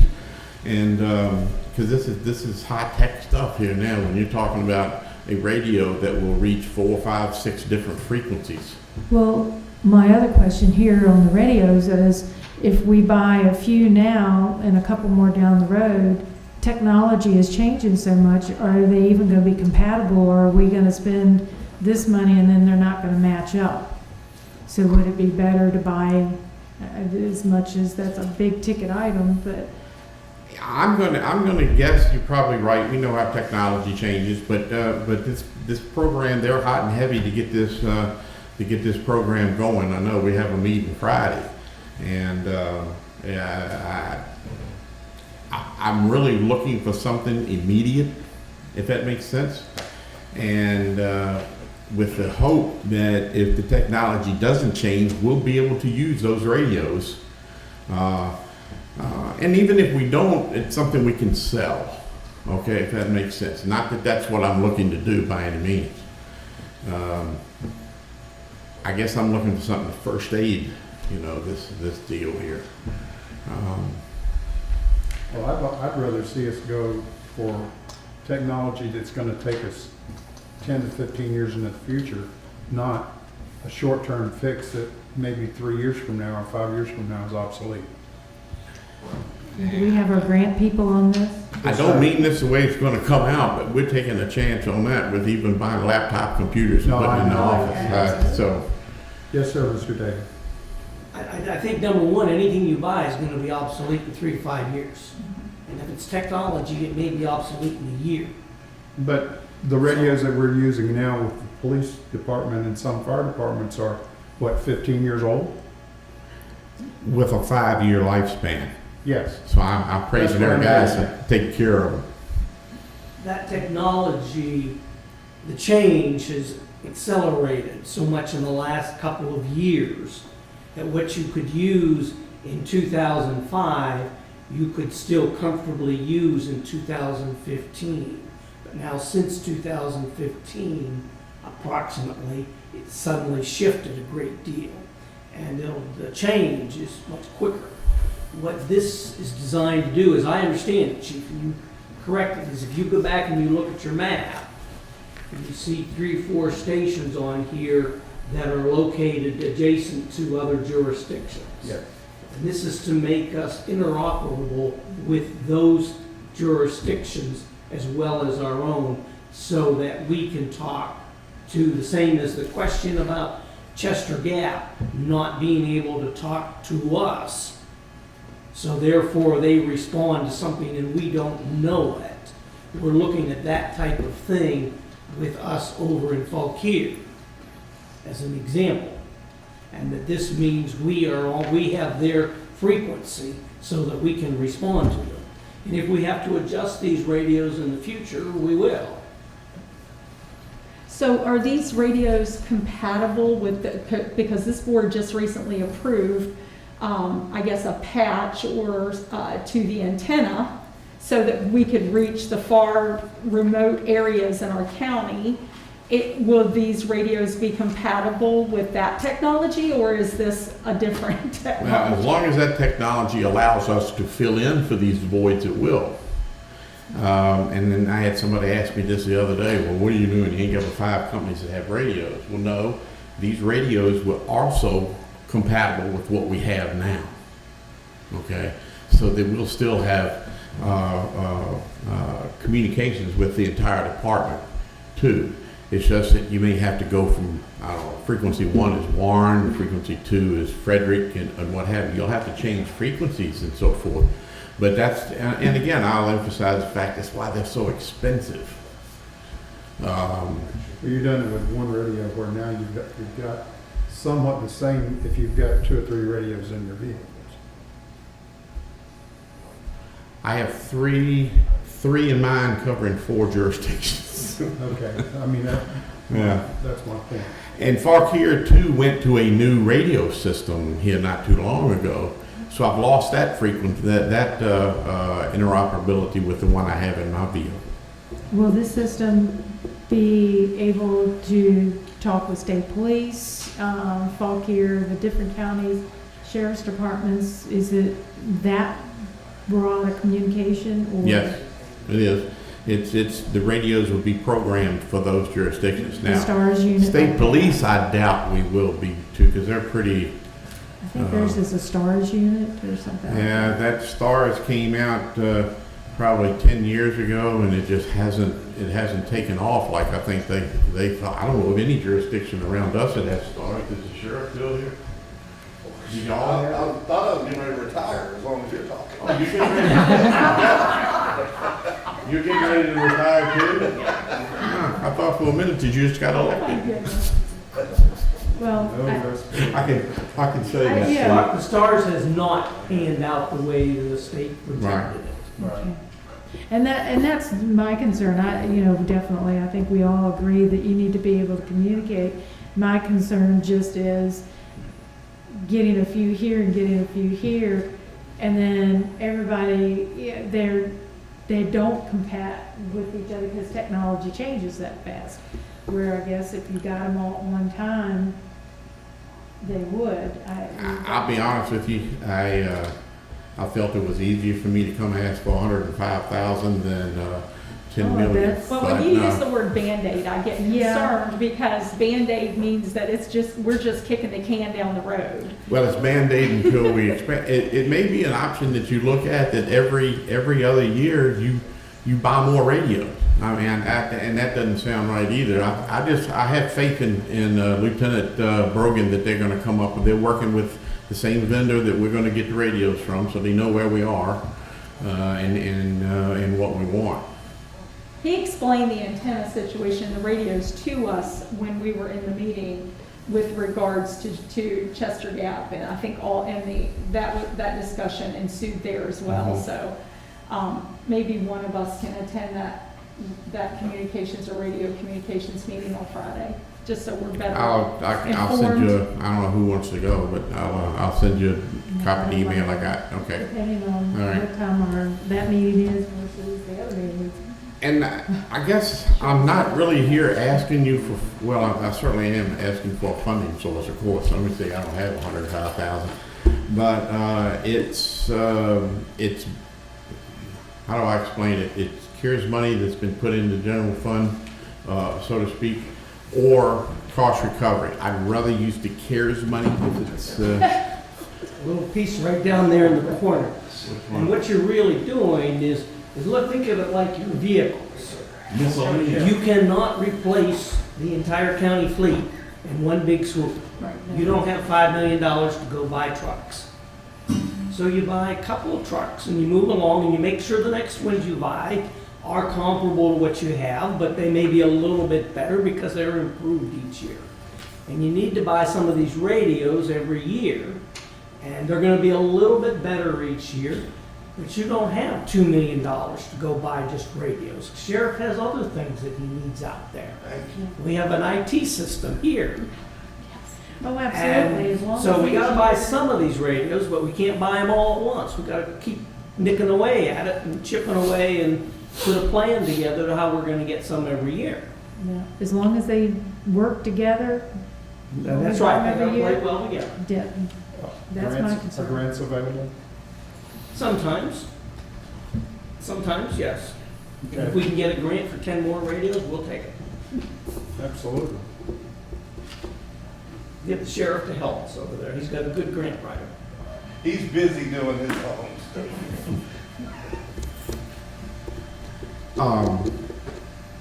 And certainly we put it on the next board's agenda, to take a look at. But, and your concerns, you're right. There's no way.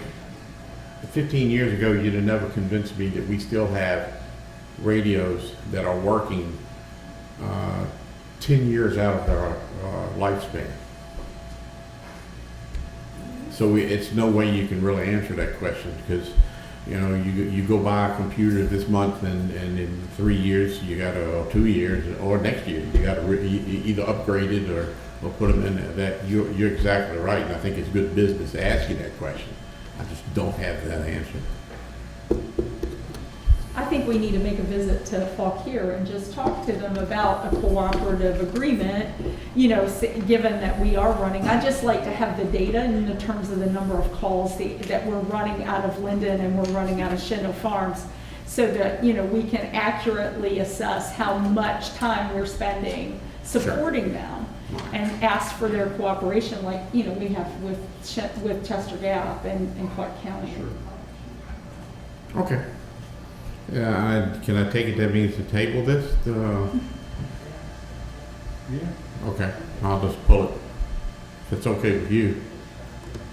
You didn't say he had to table the grants? No, we just thought Oh. we'd go and talk to, Oh, but we'd like to okay, talk that's a to Falk here. I see what you're saying, I misunderstood. I thought you meant table it until you had a chance to talk to them. Well, the Okay, radios are something you need anyway. absolutely, yes, sir. Okay, thank you. Any other questions that you can generate before then, just let me know. I would just like to say thank you for your service to Warren County for all these years. We probably won't see you we might see you one more time before the 18 days, but I'd like to Bring say it back thank you. now. He's already told us he's coming back next Let me week. assure you, Oh. you can cut the camera, this is killing me. It's the only thing I've ever done in my life is fire department, and I'm not ready to quit. I might even volunteer at company 4 before it's over with.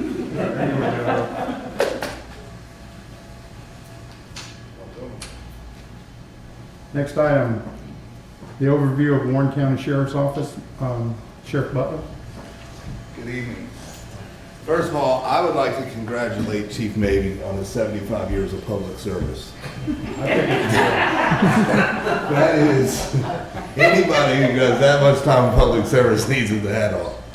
I know, but all seriousness, I don't think he knows the directions to my office. I always have to go to his. But he's been a good person to lean on for questions that were new to me. And he always led me in the right direction over the past 11 months. So, appreciate it, Chief. I'm not moving, so I'll be a voter next year. Well, I do have a window job for part-timer if you want it. That's our push. No, but thank you. $40 an hour.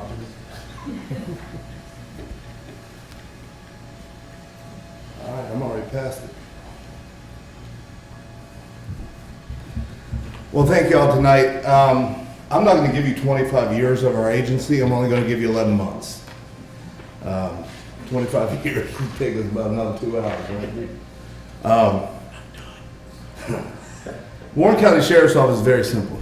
It's enforce the law, protect and serve the community, and the Constitution.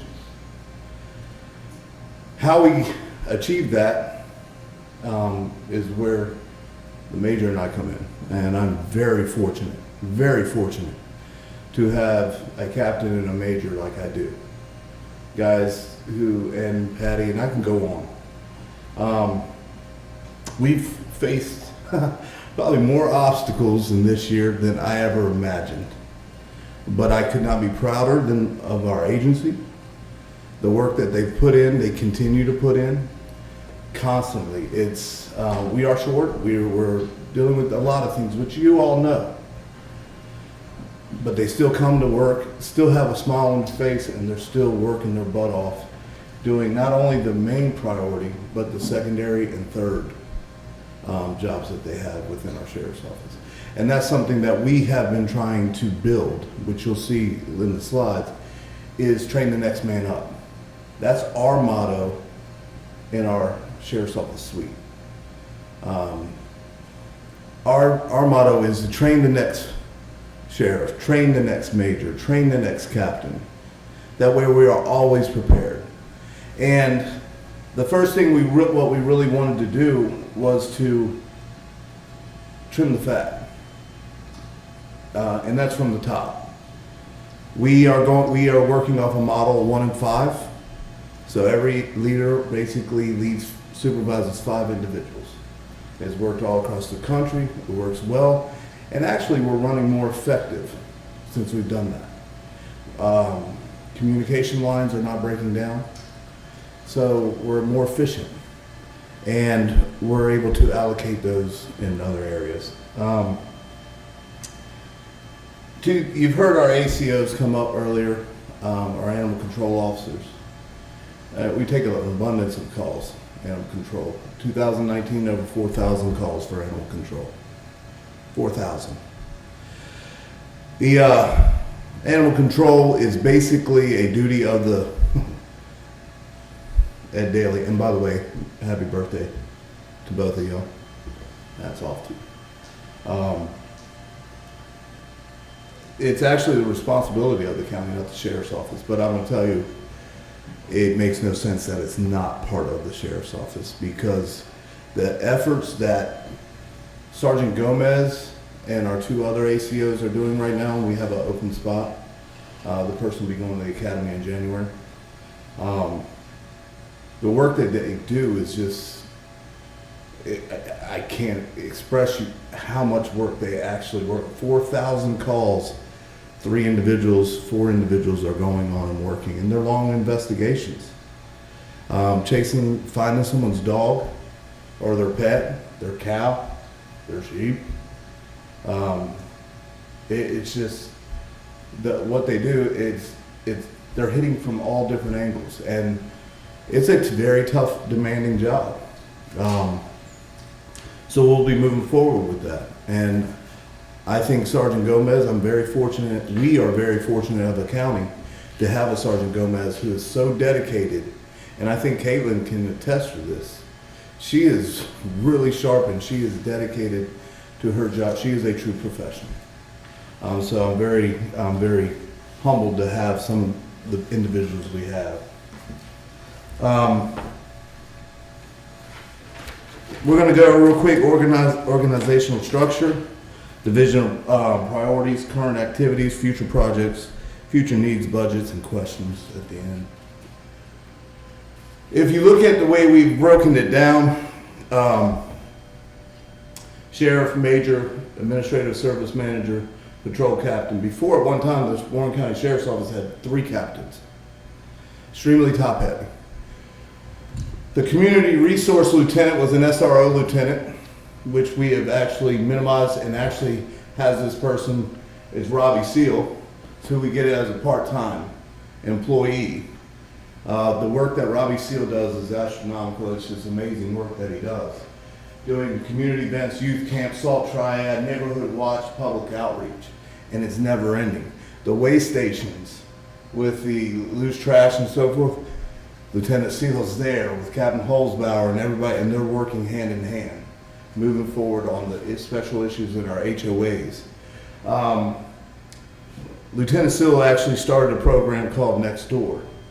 And he's been able to reach out to a lot of different HOAs, keep in contact. We're getting leads, we're getting tips, and so on and so forth moving forward. Our sheriff's office averages about 20,000 calls a year. 20,000 calls a year. And we'll get to more, because when you look down here and you see patrol division, you have one lieutenant, which we've minimized. We've not minimized, but we've actually moved the other lieutenant. It used to be a lieutenant in charge of both shifts. Now we have one lieutenant who's a division commander in charge of 2 shifts, B shift and A shift, with the deputies, animal control and canine program. Now, our canine program since January has increased from 1 retiring dog to now 6 dogs.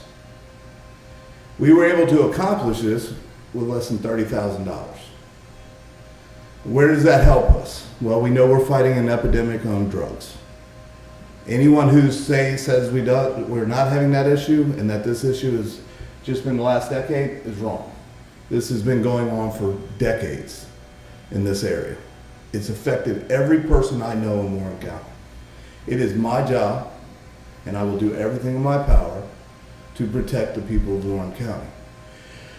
What we did was reach out to many different people, many different agencies. We wrote grants. Actually, I wrote my first grant ever for our 2 bloodhounds. I was sitting there on the Appalachian Trail, 2 o'clock at night, and I was running the command center because we had a lost hiker, injured hiker on the Appalachian Trail. So the Lieutenant Mumal and the captain had previously worked, so I went out at 2 o'clock in the morning. I sat there, and I asked Bob, so how can we fix this? And he said, we need bloodhounds, because it normally would take you almost 2 hours to get a bloodhound. Well, by that time, that person could have hypothermia or something else. We need to do this faster. So I wrote a grant. We didn't get 1, we got 2. Normally, for 1 dog itself, you're talking anywhere from $5,000 to $15,000 to $20,000 for 1 dog. We've been able to build this canine program that is not only ahead of the Commonwealth, But from what I'm understanding, and I've been to their training, they're amazing dogs, amazing animals, and our canine officers are amazing. We found tracks already, and they're less than a year old with our bloodhounds. We have a bomb dog that's ranked one of the best in the country. It was a State Department dog. We were very fortunate to get that. And every single person that has this dog or has a dog is an individual that is dedicated to Warren County. And I'm very proud of the work that they've done with them. And hopefully you'll see a demonstration soon with them. And it's really amazing what they've been able to accomplish with those dogs. This isn't working for me like it worked for you, Jerry. As you see, we have our animal control officer. Gotcha. We have our special operations, special response team. Our SWAT team is a volunteer base. They get called out 3 to 4 times a month. We assist other counties and they assist us. We work with the town works with us. They train together very well. Captain Ryman and his team and our team, they do a lot of great things. And we've seen that with the operations working with Rick Farrell and the fire and rescue. We've had a lot of different challenging events this year, and they've really worked well together. Crisis Negotiations Unit is led by Lieutenant Brogan. That's a secondary assignment for him as well. And the Tracking Unit. We're working on building up the Tracking Unit a little better now that we have our bloodhounds and so forth. And we look to see it increase with, as Jerry said, we have 217 acres or miles, square miles that we cover. But if you look at it geographically, it's probably about 420. And it does take, you got to move mountains to get to certain places. Administration and support, you have the sheriff, major, so forth. Over on the other side, you have investigations. Patrol captain, investigations lieutenant. Now, FOIAs and so forth are, in today's society, they are a long-term event. They take a lot of hours, a lot of time, a lot of energy, and a lot of legal aspects that you have to get in there. EEO and so forth. Concealed case management, concealed carry, ATF search, grants, and so forth. This all falls under the one lieutenant. Court services lieutenant, Jeremiah Lang. We never really had one because the captains oversaw it. So we know that our courthouse is one of our main infrastructures in the county and probably one of the most important infrastructures in the county. Therefore, we wanted a lieutenant that could actually be over there and lead. We have 3 great sergeants that work over there as well. One runs transportation, one runs court security, and the other works civil process, Sergeant Ruby. All 3 are amazing, and they're running a great section over in the courts. We're dealing with some shortages, but we'll deal with it as time comes. That's where we're looking at with Ed, and he came up, I agree with Ed. Part-time employment or employees are great. And I'll get to that a little later on when we get into this. Major Crimes Division. Well, we knew we had an issue with overdoses. So we have an investigations team that actually oversees SROs and our criminal everyday cases. Then we have a spade lieutenant. This individual's job is to run the drug task force guys from our side, but also take the crime analyst's information and put it back into our community to go out after the special problems of drugs enforcement.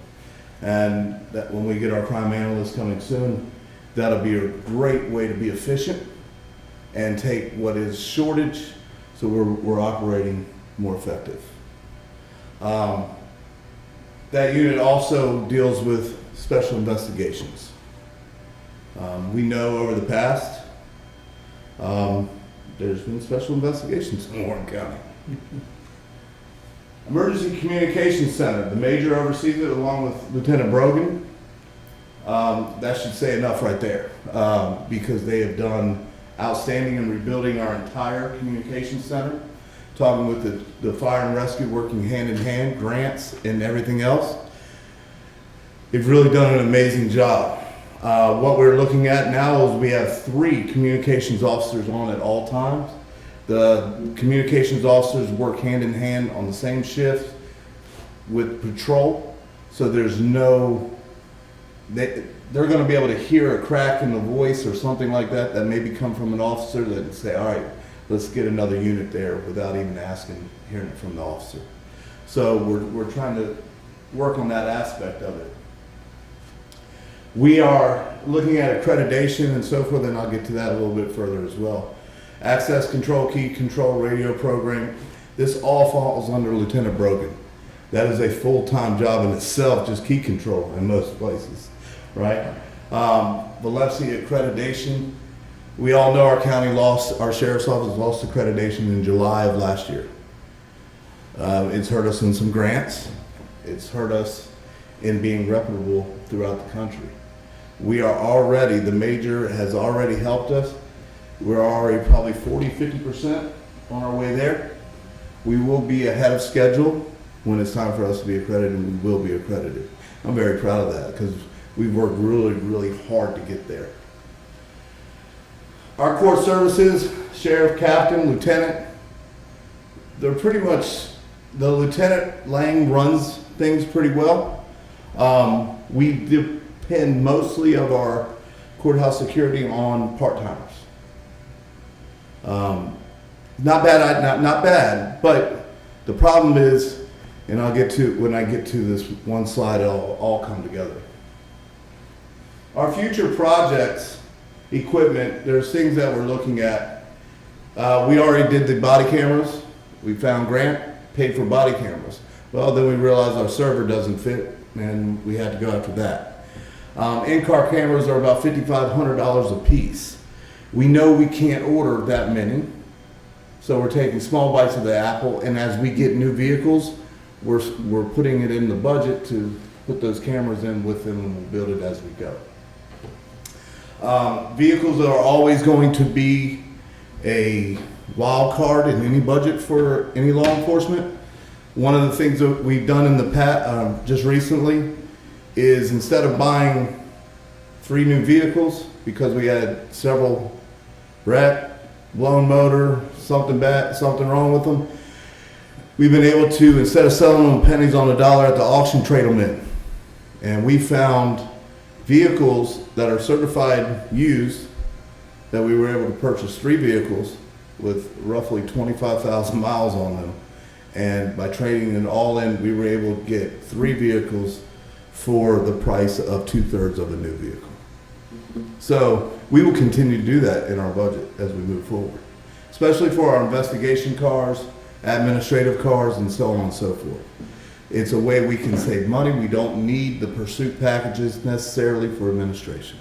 There's no sense for us to be driving around in a vehicle that is pursuit rated to do 160 miles an hour on the highway when we're running from the government center to the sheriff's office. Makes no sense. So we're not going to do that. Training. Well, equipment. The drone program, and I have to bring this up. We could have used it in several things. We noticed we could have used it when we did our active shooter emergency response. A drone would be an outstanding tool for not only just the fire department, but the sheriff's office. It can help us out in a lot of different ways and can also locate individuals that may be hurt in the woods, mountains, or so forth. And as Jerry said, we have a very obstacle-ridden county. So it can help us in many different ways, not only protect our first responders' lives, but also save the lives of the community members. Training, we're doing a lot of self-initiated training. We have a great training facility up front. We have a lot of great instructors. We are looking to enhance our training through internally. Training grounds, we've already talked about that. That's very much needed, but we want to do that on a monetary budget, a good budget, so we're not coming asking for money for that, and we're finding ways to do that. I talked about the K-9 emergency response team, the range, that'll all be in that training budget, and it's not gonna happen overnight, we know that. But we will slowly work it towards getting where we wanna be, a functioning office that we can actually train the trainer, is what we're looking to do. Highway safety, aggressive driving, impaired driving, laws are changing. Senate bill is really putting us behind the curveball, but we will overcome and adapt. We will still move forward in doing our job. Infrastructure, security, courthouse, schools, government buildings, and so forth. We attend active shooter drills, fire drills. Our SROs are working hand in hand. We're trying to develop SROs to be true SROs and not guidance counselors. So we're actually working, moving forward, putting the right SRO in the right school. We've done that with our diversified minds, and we've gotten great responses already from it. Axel and Sergeant Williams and all of them have really worked hard. The majors worked very diligently with the school board and the new school board superintendent and Melody Shepard. They've been a pleasure to work with in this very unusual time. Proactive criminal enforcement. January, we will come forward and no one will be given a warning if they are in possession of an illegal drug. We're already doing that now. We're just gonna make sure, if I could do it, I'd put a billboard at exit 6 and exit 13. This is a drug-free zone. You will go to jail if you have it. We're gonna go after the drugs 100%. It's time we save our community. They're dying. Stats show it. So that's my job. Afterwards, that's other people's job. I'm just a small portion of it. But no one's ever going to look at the sheriff's office and say they're not doing their job. Reserve deputy program. This is something we've already started. I ran on this. We're hoping we can kick it off in January, February. We're working to get it approved through DCJS. This is to reach into our community, find the members of our community who have either training, experience, and want to volunteer. Because I believe, like in fire, volunteers are part of our community, and they have skin in the game. They want to help us. Youth Academy program. We already have some deputies that have already signed up with some of the high schools, middle schools, and so forth to help coach, and so on and so forth, to be mentors and big brothers. What I'd like to do is actually develop it a little further. The major and I, we've talked about it, and we're looking at possibly even talking to the school board, and they've approached us as well to start a criminal justice program within the schools. I think it's a great idea. We started the Citizens Advisory Council. This is to actually have the county, or have the citizens of the county, have the open door policy where they can come and look at our policy, tell us what they like and don't like about it. Now, it doesn't mean we're always going to change it, but we're going to hear and we're going to listen to the county, to the members of the community. And so far, the turnout's been really good, wouldn't you say? I'm very happy for it. It's something we ran on, and we've been able to accomplish all this in spite of the obstacles we've been hit with this year. Future needs and budget. Staffing increase.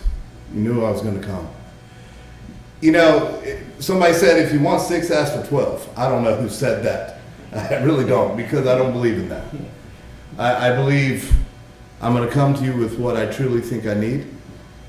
I'm not going to stand up in front and waste your time or my time, because believe me, I work 15 hours a day, and I'm not going to stand up here and do that. We know we need personnel. We know our personnel has not changed in 16 years other than SROs. So if you do the math, Stan Porter was 100% correct. I was wrong. It's not 25%, it's about 33%. Population has increased. Our calls for service have gone up. We handle 100% of all civil calls in the county. We do all dispatch, all animal control. And we're doing things that you just would never imagine in Warren County, some of the calls we get. So the problem we have is We have an average squad of 4 individuals, or 3 individuals and a sergeant. So I have this individual going to Apple Mountain to handle a noise complaint or shots fired, which is a common occurrence in Warren County. And I have a domestic going on over here in Browntown. Well, if one guy is in training, which one of those guys is getting backup? Which one do we want to have backup? I can't send someone to training, and COVID has basically just punched me right in the mouth. Because you can't hide it with COVID. If one person runs into contact with an individual that's positive, that's 14 days they're not working. So it's a school he's not going to be at, or she's not going to be at. So I have to replace them.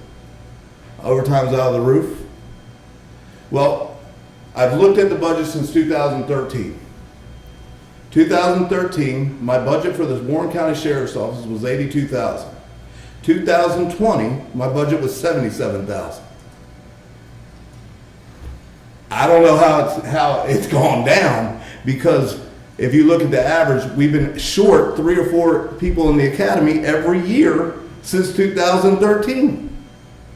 Well, each individual, if they're $40,000 a year, it takes about a year and a half for a deputy to go through the academy, get on the street, and be somewhat functional. Anyone who's done any time in law enforcement will tell you the average deputy isn't worth, he's not 100% until they've been about 3 to 5 years on. They just don't have the experience. The calls aren't always there. So, would we love to get experience? Yes, that's what we want. So we're trying to do a happy medium. Problem is, our deputies start out at $41,000 a year to go through a 6-month academy. The jail starts you out at $41,000 a year, and you only have to go through a 2-month academy with endless of overtime. I'm not a bright man, but if I can make the same amount of money with less investment, why wouldn't you do it? So then we look at the staffing of the courthouse with pay scale 9, which we are trying to eliminate. We've offered all our jail certified deputies who are on pay scale 9 the opportunity to go to the academy to be law enforcement certified, because I want every single person in that sheriff's office who's wearing a badge and sworn in to be able to work any job in that department. That is our goal. Our goal is to train the next man up. So in order to do that, we have to start at an even foundation. Well, they're making, same person, pay scale 9 starts out about $36,000. That's the same certification that RSW has. Why would you come work my courthouse when you make $7,000 more a year for the same certifications? Not going to happen. So all our deputies will be pay scale 11. They will be sworn. They will be law enforcement certified, and they will be courthouse certified, because we will train the next man up. Now, looking for part-timers in our courts. Part-timer typically works 29 hours a week. 29 hours a week with nothing to guarantee that they're going to come to work. There's no skin in the game. If I bump it to 32 hours a week and offer them medical benefits, I was told we can't afford it. Well, we can't afford not to do it, because now I'm getting experienced deputies, and I did the math today, and I checked it twice. We will save $80,000 a year. 5 part-time employees with medical benefits and a spouse, which typically, if we're looking at a retiree, they're not paying for kids, right? I hope not. I feel sorry for them if they are. But we will save $80,000 a year by hiring 5 part-time employees and offer them medical benefits. It's $277,000 for 5 deputies starting wages. It's $197,480 for 5 part-time deputies with medical benefits. So, Ed, you're 100% right. The math is there. All we have to do is give these individuals an incentive. So if we look at the surrounding agencies, one of our other things that we were looking at, maybe, is the pay parity. Why is that important? Retention. I already told you it takes about 2 years, 3 years to get them on the street and get them actually working on their own. Well, the average deputy working 3 years in Warren County makes about $7,000 less than the average front row police officer. Makes about $10,000 less than Fauquier County.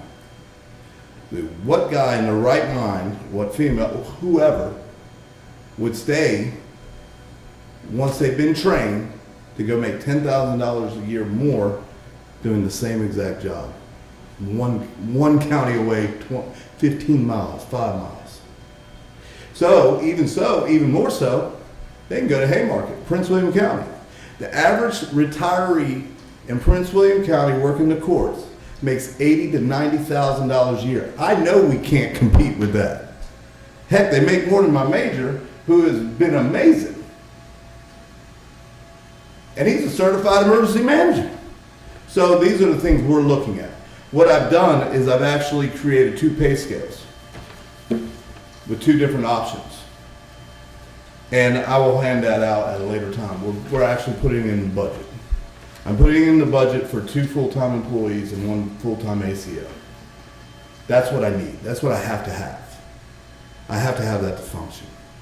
I have to have that to keep my deputies safe. If I can replenish the other shortages with part-time employees, if we can do something like the healthcare, which I don't see any facts that we can't,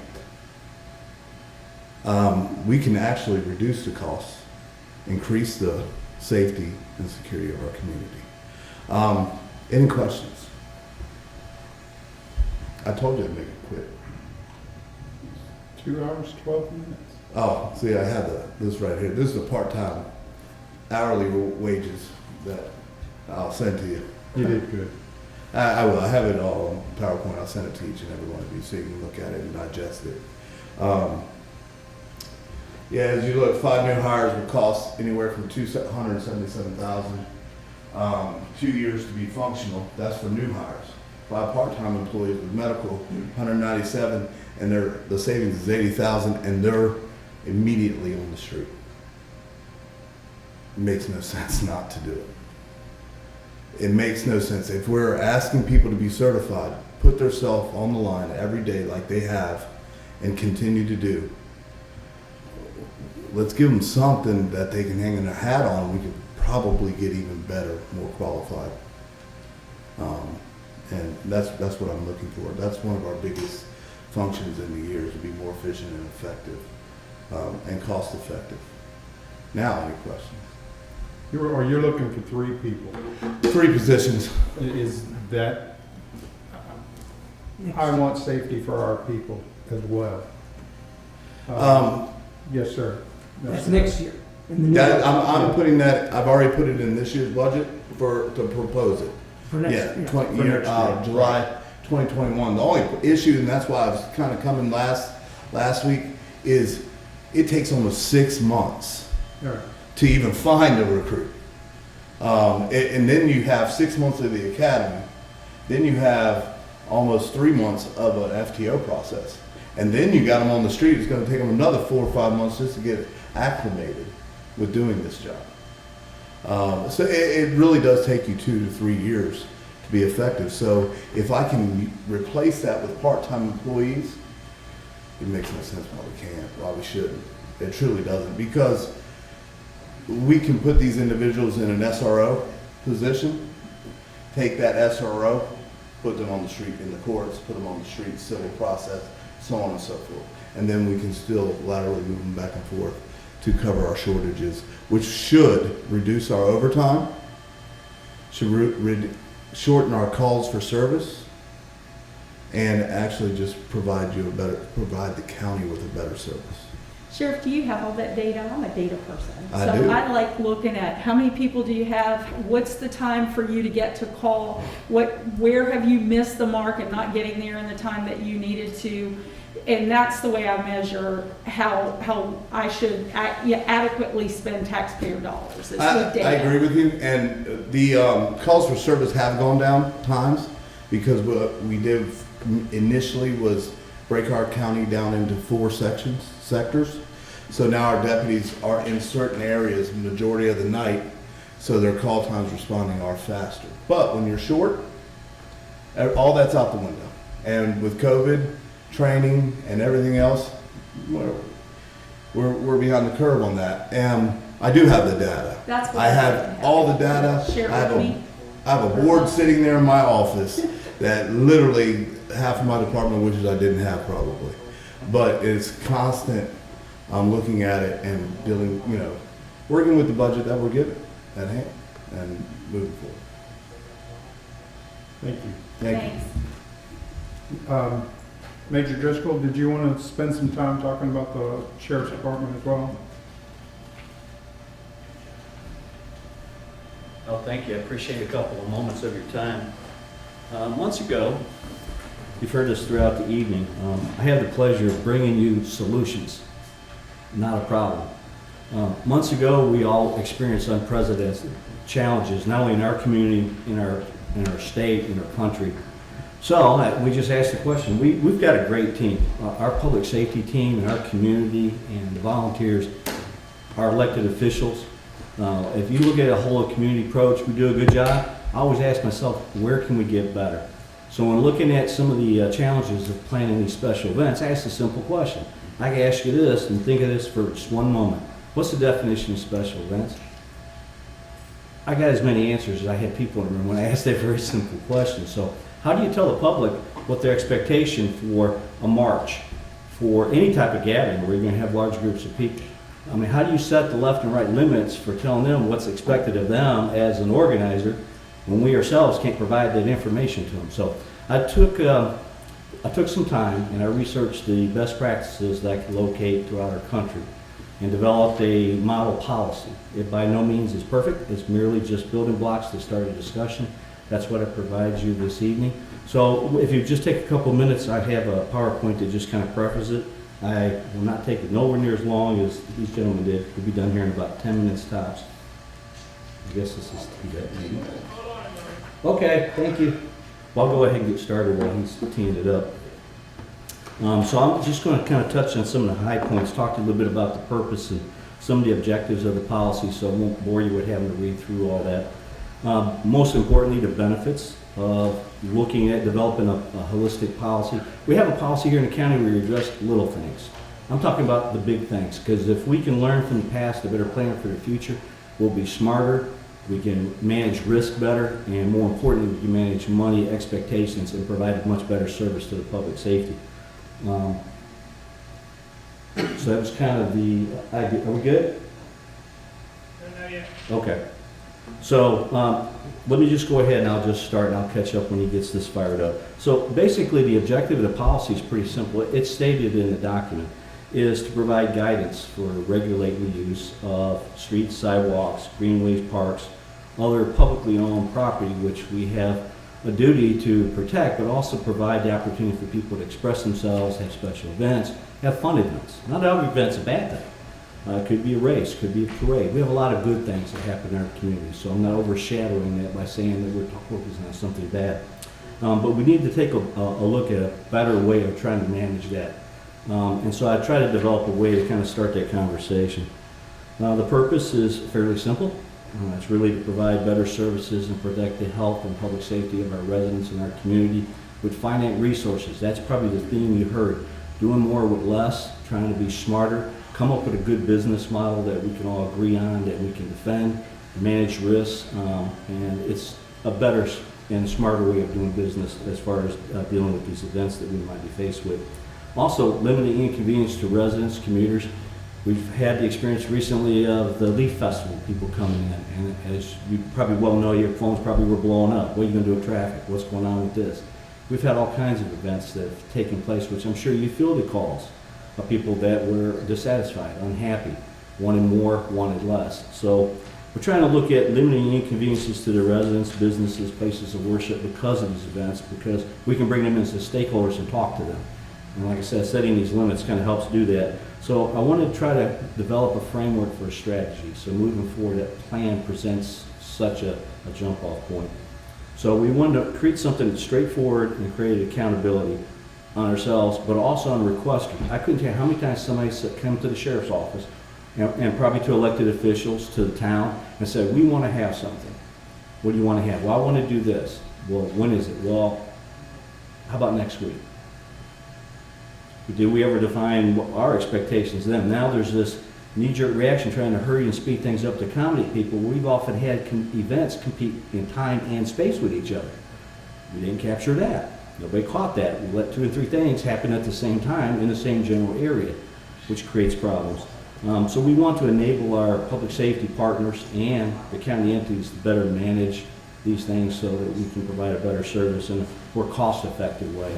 I can't underscore that more in a cost-effective way, and in a way that's coordinated and better coordinated. So if you look at page 1, definitions. So some standardized definitions that were acceptable, plain English, basic, some things we have recurring, walks and parades, maybe perhaps a 5K run, maybe something that's motorcycle related.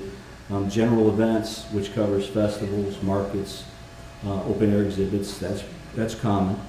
Some basic definitions. Block parties, just think of your neighborhood. It's a localized event that only affects certain areas, but if we can develop a plan where we can publish and talk to folks and show them where road closures are in advance, give them advice on alternative routes of traffic, and we can work with Department of Transportation and other partners to build in a smarter way to manage traffic.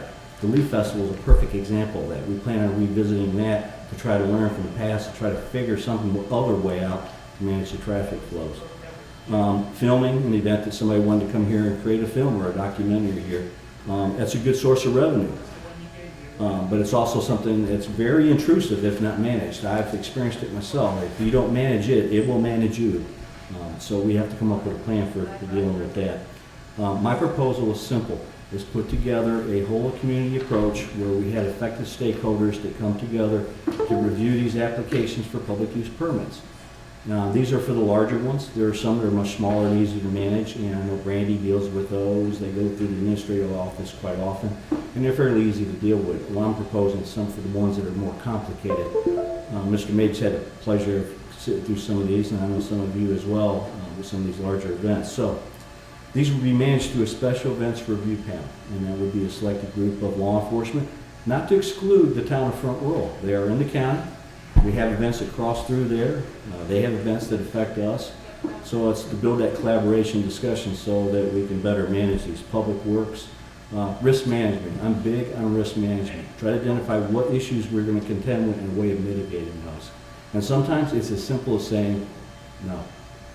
Hey, we got parking. Major Driscoll, you brought up the town, and so my question is so you've got county-owned property, and then you've got the town, they go outside in the town. So does the town have a policy like this? Or They have a policy. I haven't looked at theirs in depth. I did glance at their process, and actually I took the liberty of going to the town, talk to them a little bit. So you'll see this in next steps. The next step would be to have that collaboration. Again, they're sovereign. They can make their own policies and procedures and things like that, but I'm sure effective government listens to each other. We have a very good relationship with our counterparts with the town police. We experience very similar, if not identical, problems. Everything you heard tonight, not having enough people or being stressed, overtime, overdoses, doesn't matter what it is, fire calls, the EMS calls, it's a shared experience. So nothing I'll say, to be honest with you, should shock or amaze the town council at all. So if they were sitting here, they'd probably be shaking their head going, yep, we got those same issues. well, I just think if we could somehow conform to the same events policies, then people wouldn't be confused based on who they were dealing with. I agree. Yeah. You'll see that when we get to the last slide. The next steps would be empanel the group and empower the group to get together to talk about that. Where can we synchronize our efforts and share some of those responsibilities, or better yet, through resourcing. Why have duplication of effort when you can provide one thing, we can provide the other, and therein lies the value of the dollar, because we're not duplicating efforts as well. So Excellent. I've considered that, and later on, if you accept this and you want to accept this challenge, we're up to it. We'll have that discussion and try to come up with a way of coming up with some continuity. It's kind of like mutual aid agreements. It doesn't do any good for, like you talk about radios. If your radio does one thing and mine does another, that doesn't help either one of us. So this plan is a good example of planning parameters with the town officials and the town public safety and the town partners as well. So again, I'm just merely suggesting this, and the next steps would include that discussion. So let me see if we can actually get this working. If not, I'll just go ahead and talk through this because it basically covers what we have. Okay. Well, if you turn your attention to number 3, benefits, I'll just go ahead and bullet point this for you. So some of the benefits, again, we talked about improved internal coordination amongst ourselves here with the government, county entities, but better communication with the public, telling them where road closures are, telling them what events are in advance, maybe perhaps enhancing a master calendar where it actually has these events where they can see them at ease and they can kind of plan their events or plan around them. Imagine coming home from work, it's 5 o'clock on a Friday, you've had a long day going back and forth from DC. Really would be nice to know something was going on because then people can plan accordingly. And that's the type of collaboration we want to do with the public so we can provide them with more information. Okay.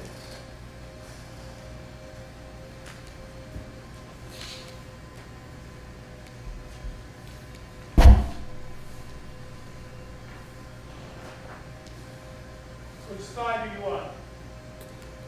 Slide 7, please, if you could. Thank you. So this outlines some of the benefits we talked about. Timelines, defining expectations. So it's really kind of unfair for somebody to come and put the burden on this community saying, I want to do an event, and they don't give you sufficient time. I'm sure Rick would attest to this. Some events take an enormous amount of time to plan for.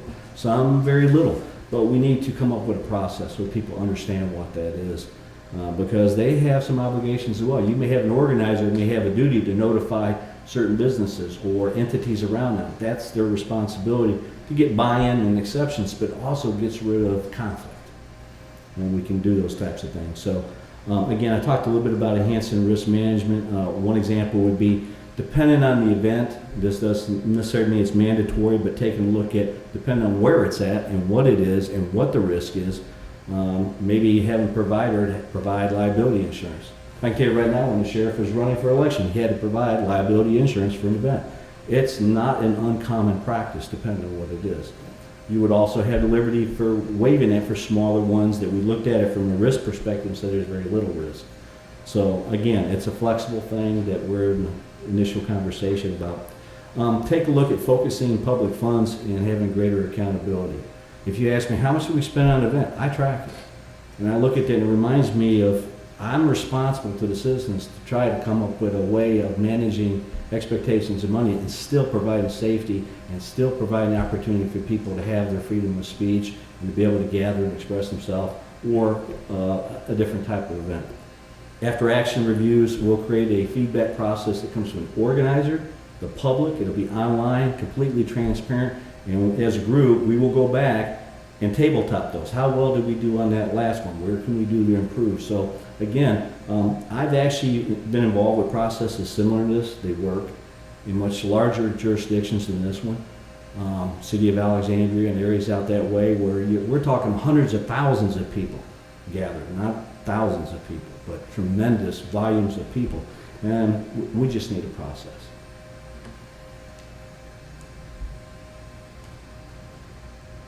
Well, if you'd be kind enough, there you go, thank you. Okay, wrapping things up, looking at reimbursement for damages, this would be inclusive. We'll create a planning guide for the customer. So for somebody who wants to have an event that outlines all these things and basically a checklist that kind of help them build their event well in advance of even applying for a permit. They can take this, look at it, and it gives them guidance. But also too, you may have an event that has hazmat. Rick does a phenomenal job of cost recovery. That's just the cost, that's the cost of business, but it's smart business, because you may have an event that due to some type of action or something, it creates a problem. Well, they we live in a litigious society. I think we all agree to that. So, but we need to take a look at how to manage that. Security deposits, not mandatory, just merely an idea, depending on what the event is. I think one of the big benefits is it allows for deconfliction with some of these other events that are going on. So you nailed it, Ms. Oates. At the time you'd be doing one thing, we're doing another. If we're having that same conversation, we're not together, we're competing against other, we're duplicating efforts, we may even create a problem by doing that in a void. Notification policy, that's what I was talking about. Have an expectation on the organizer where they may have to make some notifications and get sign off and buy-in. And again, it deconflicts some of those potential problems that could happen. In that process, let's say that we look at something, and remember I said one answer is no. You'll see some examples of where no is a simple answer. But let's say that due to a risk or due to the decision of the group, they go, we can't throw the resources, we have another event, or we don't have the people, we're in the middle of COVID. There's all kinds of reasons that contribute to saying, not now. Maybe not now or not that place. But we need to have a process because they need to have a voice. They need to be able to express to the group, one, can I ask a question? That's reasonable, and some type of appeal process where the final word, I'd recommend it goes up to Mr. Daly's position, where if it went to that from the board and we said, we're just denying this and this is why, and we give it to you in writing, the appeal process is, he has the last word like any quasi criminal process or administrative review process, anything. Somebody needs to have the last word, and it needs to be somebody that the people respect, that has the authority according to our county code and responsibilities. So again, considering the process. There are some basic limitations I defined in there. The policy should define like the type of events and number of events we can manage, because it's like the Super Bowl. It takes a minimum of 18 months, upwards of twice that, to plan for something like the Super Bowl and some of these events, the Olympics, police and fire games. But we need to look at how many what is appropriate for us, for our small community to accommodate during a given month. Yard sales are one thing, parades are fairly easy, but we might have something that's a little more complicated, so we need to figure that out. Also too, prohibitions on having multiple events occupy the same footprint. So if person A puts in for it and we give it to them and person B goes, what about me? Our policy says that, hey, you have to do it 2 weeks from now or how about next month. Again, that's their decision to make those dates what they want to do, but we just need to come up with a process for it. Create standardized templates for routes. Again, it's the Leaf Festival is a good example where we can sit down with partners, drop back, look at a 30,000-foot view and try to come up with traffic flow patterns, things that we haven't thought about, and come up with templates that we can shake off. And Rick talked about emergency operation plans. Plans are only as good as you know them, but if we can create some of these templates, it speeds time up, especially if folks are trained on it. We have continuity with the group that's working together. The event planning guide is developed for the consumer. That's built to inform the person in easy to understand language, step by step on what the expectations are for applying, what the process is, based on the type of event they're applying for. So it makes it simple. So that's in the planning stages. I've actually started on that and had to shelve it due to other commitments, because as you see from the sheriff, we've been kind of busy here recently. But if this is something that you would like to adopt, I'm happy to go ahead and push forward and finish in that. I'd like to go ahead and finish this up with just a comment. Sometimes a kind word is no with a smile. Critical infrastructure is something that I would caution you about. Some people understand it and they get it and they go, okay, well, what is an infrastructure? It's basically, that's the definition. There's local, state, or federal, and there are federal guidelines that tell us about what happens when we disrupt, encumber, or even destroy critical infrastructure. So publicly owned, maintained infrastructure and assets that the county has. I'll show you in the next couple slides. There are those things that if they're impeded, broken, damaged, disrupted in any way, it's going to cause heartaches. It's going to cause public safety issues, public health issues. These things are named. As a matter of fact, I can tell you right now, when Rick convenes his team to look at the emergency operation plan, part of that is already in those maps of what to do in the event of certain disasters and emergencies. as it applies to infrastructure. So I won't bore you with reading the list, but I provided you with just a snapshot. Basically includes fire stations, public safety buildings to include Town of Front Royal's Police Department, the jail, industrial sites, electrical facilities, community facilities, bridges and dams. Most dams are privately owned, but dams are essential. And if you do something, just think of what happens downstream. So why would you let anything happen in those areas? Bridges became a voted contention of late. We had a lot of lessons learned, a lot of discussion, and basically the lesson learned was, whose problem is it? Answer, everybody's, until we come up with a viable solution to it. So this comes an example that we have a $150 million bridge. All it took was one looky-loo, videotaping, looking at what's going on, drives off the road, hits a deputy, hits a bystander, hits one of the organizers, the people out there, causes an accident. Now traffic's disrupted. God forbid it's a vehicle large enough to cause damage to the bridge, and now you have a multi-million-dollar reconstruction project going on. Somebody's going to be asking, who's paying for this? So the best way of doing it is looking at how do we mitigate those things in those areas that we just say they're off limits. You know, we just don't encourage it. Have your event, just not there. It's a simple thing. And we're not saying no, we're just saying there's a better way of doing things. Again, this is just another list. The courthouse, communication centers, that's not only our towers, but that's our providers. Because if we have a place where we have an office and they service us, I really wouldn't encourage having an event out in front of the place or somehow wouldn't cover it. And if something did happen, and that's when Murphy's Law usually kicks in, they can't get the trucks out, they can't get out, they can't provide the service to us. We need to get cell phone towers back up or something similar to that. So I'm sure that you can understand and appreciate this list. It's not new to us. This just reminds us that we just need to think about things in advance on how we do business. I'll leave you with this. My intent was simply to put that document in your hand, start a discussion. Try to encourage you to look at it, be supportive of it. I'm not asking you to adopt anything. I'm just simply giving you the information. If it's something that you want to move forward on, the next step would simply identifying the work group members, which have already been identified, but those individual persons that would come together, finalize documents in the process, make sure it's logical, do some test runs, use some events that we're familiar with to kind of go through the process of what it would look like. Again, most critical thing is then a review. Is it legal? It's the right thing to do, but is it the legal thing to do? How do we do it the right way? So having legal take a look at it and as a document and as a process and make sure we're on firm ground. Public comments, a lot of people are afraid of this. I'm not. I'll say it right now. Public comments, you can talk to us often. That's the purpose of the CAC that the sheriff is talking about, the Community Advisory Council. We're very open. It's not just policy. It's about things that affect them in their communities, faith-based, school, no matter what it is. We want to hear from them so we can collaborate and figure out a way of doing this. So if we do move in that direction, this will be discussed with them to get their feedback, because we got everybody from the schools, you name it, sitting on that council. That was the intent, to get a very diverse group of people to give us different viewpoints, because together we're smarter. And then finally, present it back to you for adoption. So that's just the steps. So I would just leave you with food for thought. I would encourage you to take a look at the document. Happy to talk to you about it. I don't know all the answers. I'm just here to start the discussion and start that conversation, because I really think it's something needed. So any particular questions?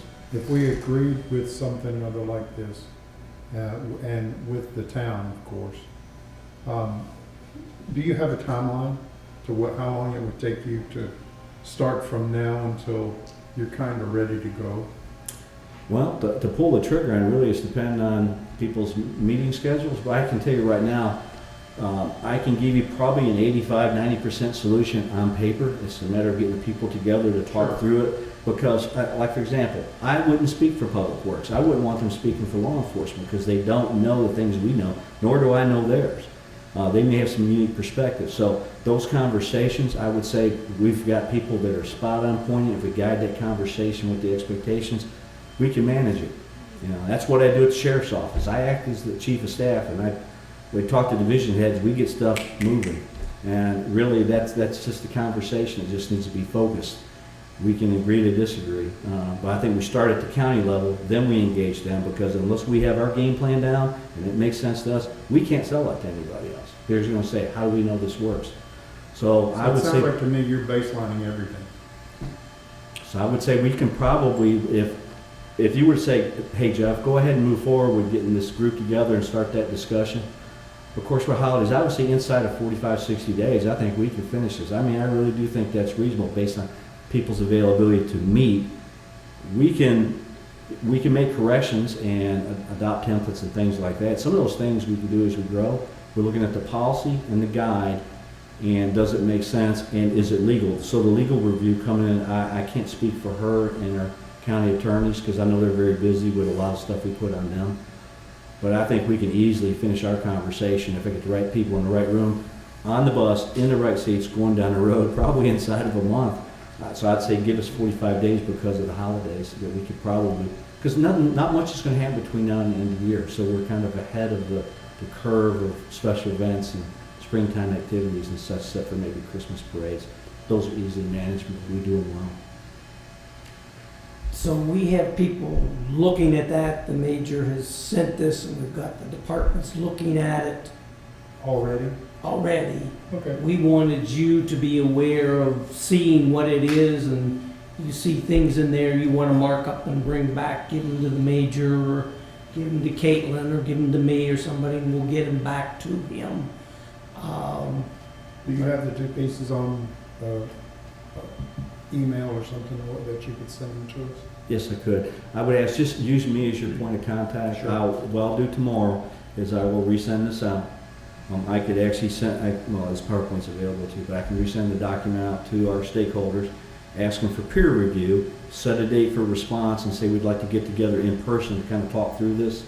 And thumbs up, thumbs down. Can we support this? Is everybody in agreement? And if they're not in agreement, what's the dissension?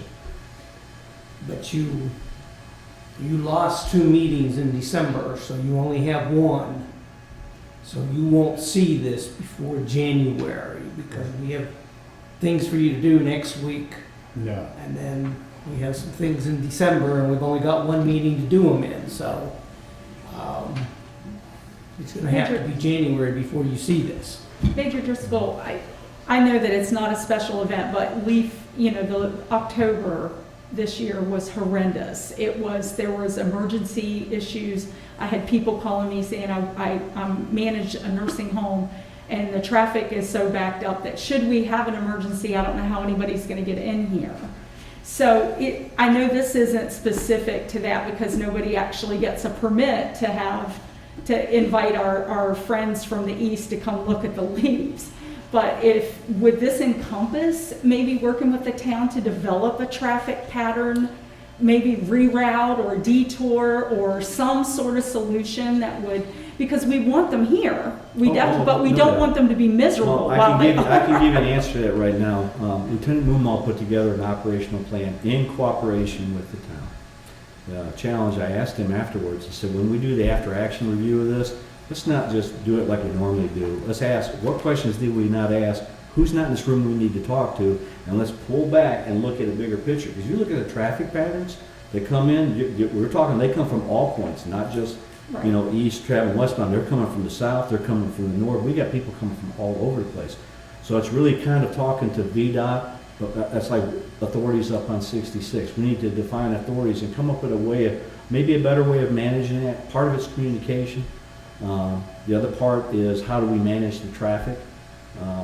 Again, they've already spoken to it. We've been at minimal staffing dealing with lots of fires we've been putting out.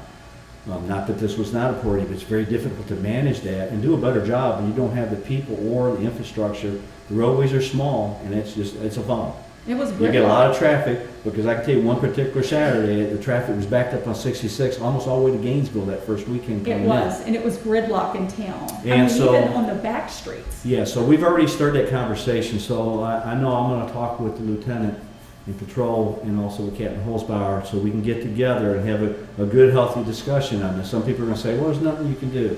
Okay, well, let's ask and let's see if there is something we can do. We're limited by our infrastructure here about how many cars can go through and at what rate they can go through, but we need to explore that. Maybe we can maybe we can find technology solutions. That's what I was Maybe we can thinking. find grants to do certain things. Some of it maybe just changing traffic flow in certain places during certain times. I don't know what the solution is, but we're going to explore those. And again, we won't do it in a vacuum. When we come up with those and we talk to the big stakeholders, we'll present those pros and cons. There will be pros and cons.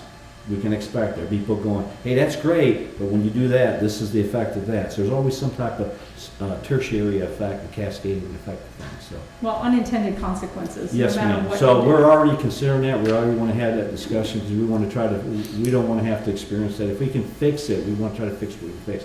And that's including talking to the folks that operate and own the roadways where the trees are at. Well, and maybe even the Mhm. folks that operate the Shenandoah National Park. Well, we are actually going to invite them to that discussion. That would be We're going to talk to them too. So we're going to have everybody in that room trying to have a tough discussion, see where it That would goes. be wonderful. Thank you. You're welcome. Thank you for your time. I appreciate it. Thank you, Major Driscoll. Do you want to read some closed session? Mr. Chairman, Yes, sir. I don't need a motion or anything, but I need to know whether on Friday night and Saturday you want to come here or you want to meet virtually. And you just need to tell me. You don't need to vote or anything else. You just need to tell me. Me personally, The four of you, I'm happy to come here. okay? Coming here for me is good. Not fun with coming Okay. here. Thank you. Got that done. And that was what I needed to find out. Thank you. We will be here. We'll send you the notice, the staff notice. We'll probably start at 7 o'clock on Friday. We might start at 6. I will ask her. Is that in the morning? Evening. Okay. After work, sir, after you're done. Okay, you want the, That would take an IV of coffee, Yeah. Chairman May. all right, I move the board enter into a closed meeting under the provisions of section 2.2-3711, A3 of the Virginia Freedom of Information Act for the discussion or consideration of the disposition of publicly held property, real property, where discussion in an open meeting would adversely affect the bargaining position or negotiating strategy of the public body. I further move that the discussion be limited to property located in the Shenandoah Magisterial District outside of the limits of the town of Front Royal. Is there a second? Same. Any discussion? Mrs. Shirachi, could we get a roll call, please? Ms. Oates? Aye. Mr. Chairman? Aye. Ms. Colors? Aye. Mr. Fox? Hi. We're in closed session. Thank you. Take 5 minutes, Mr. Chairman. Yes, sir.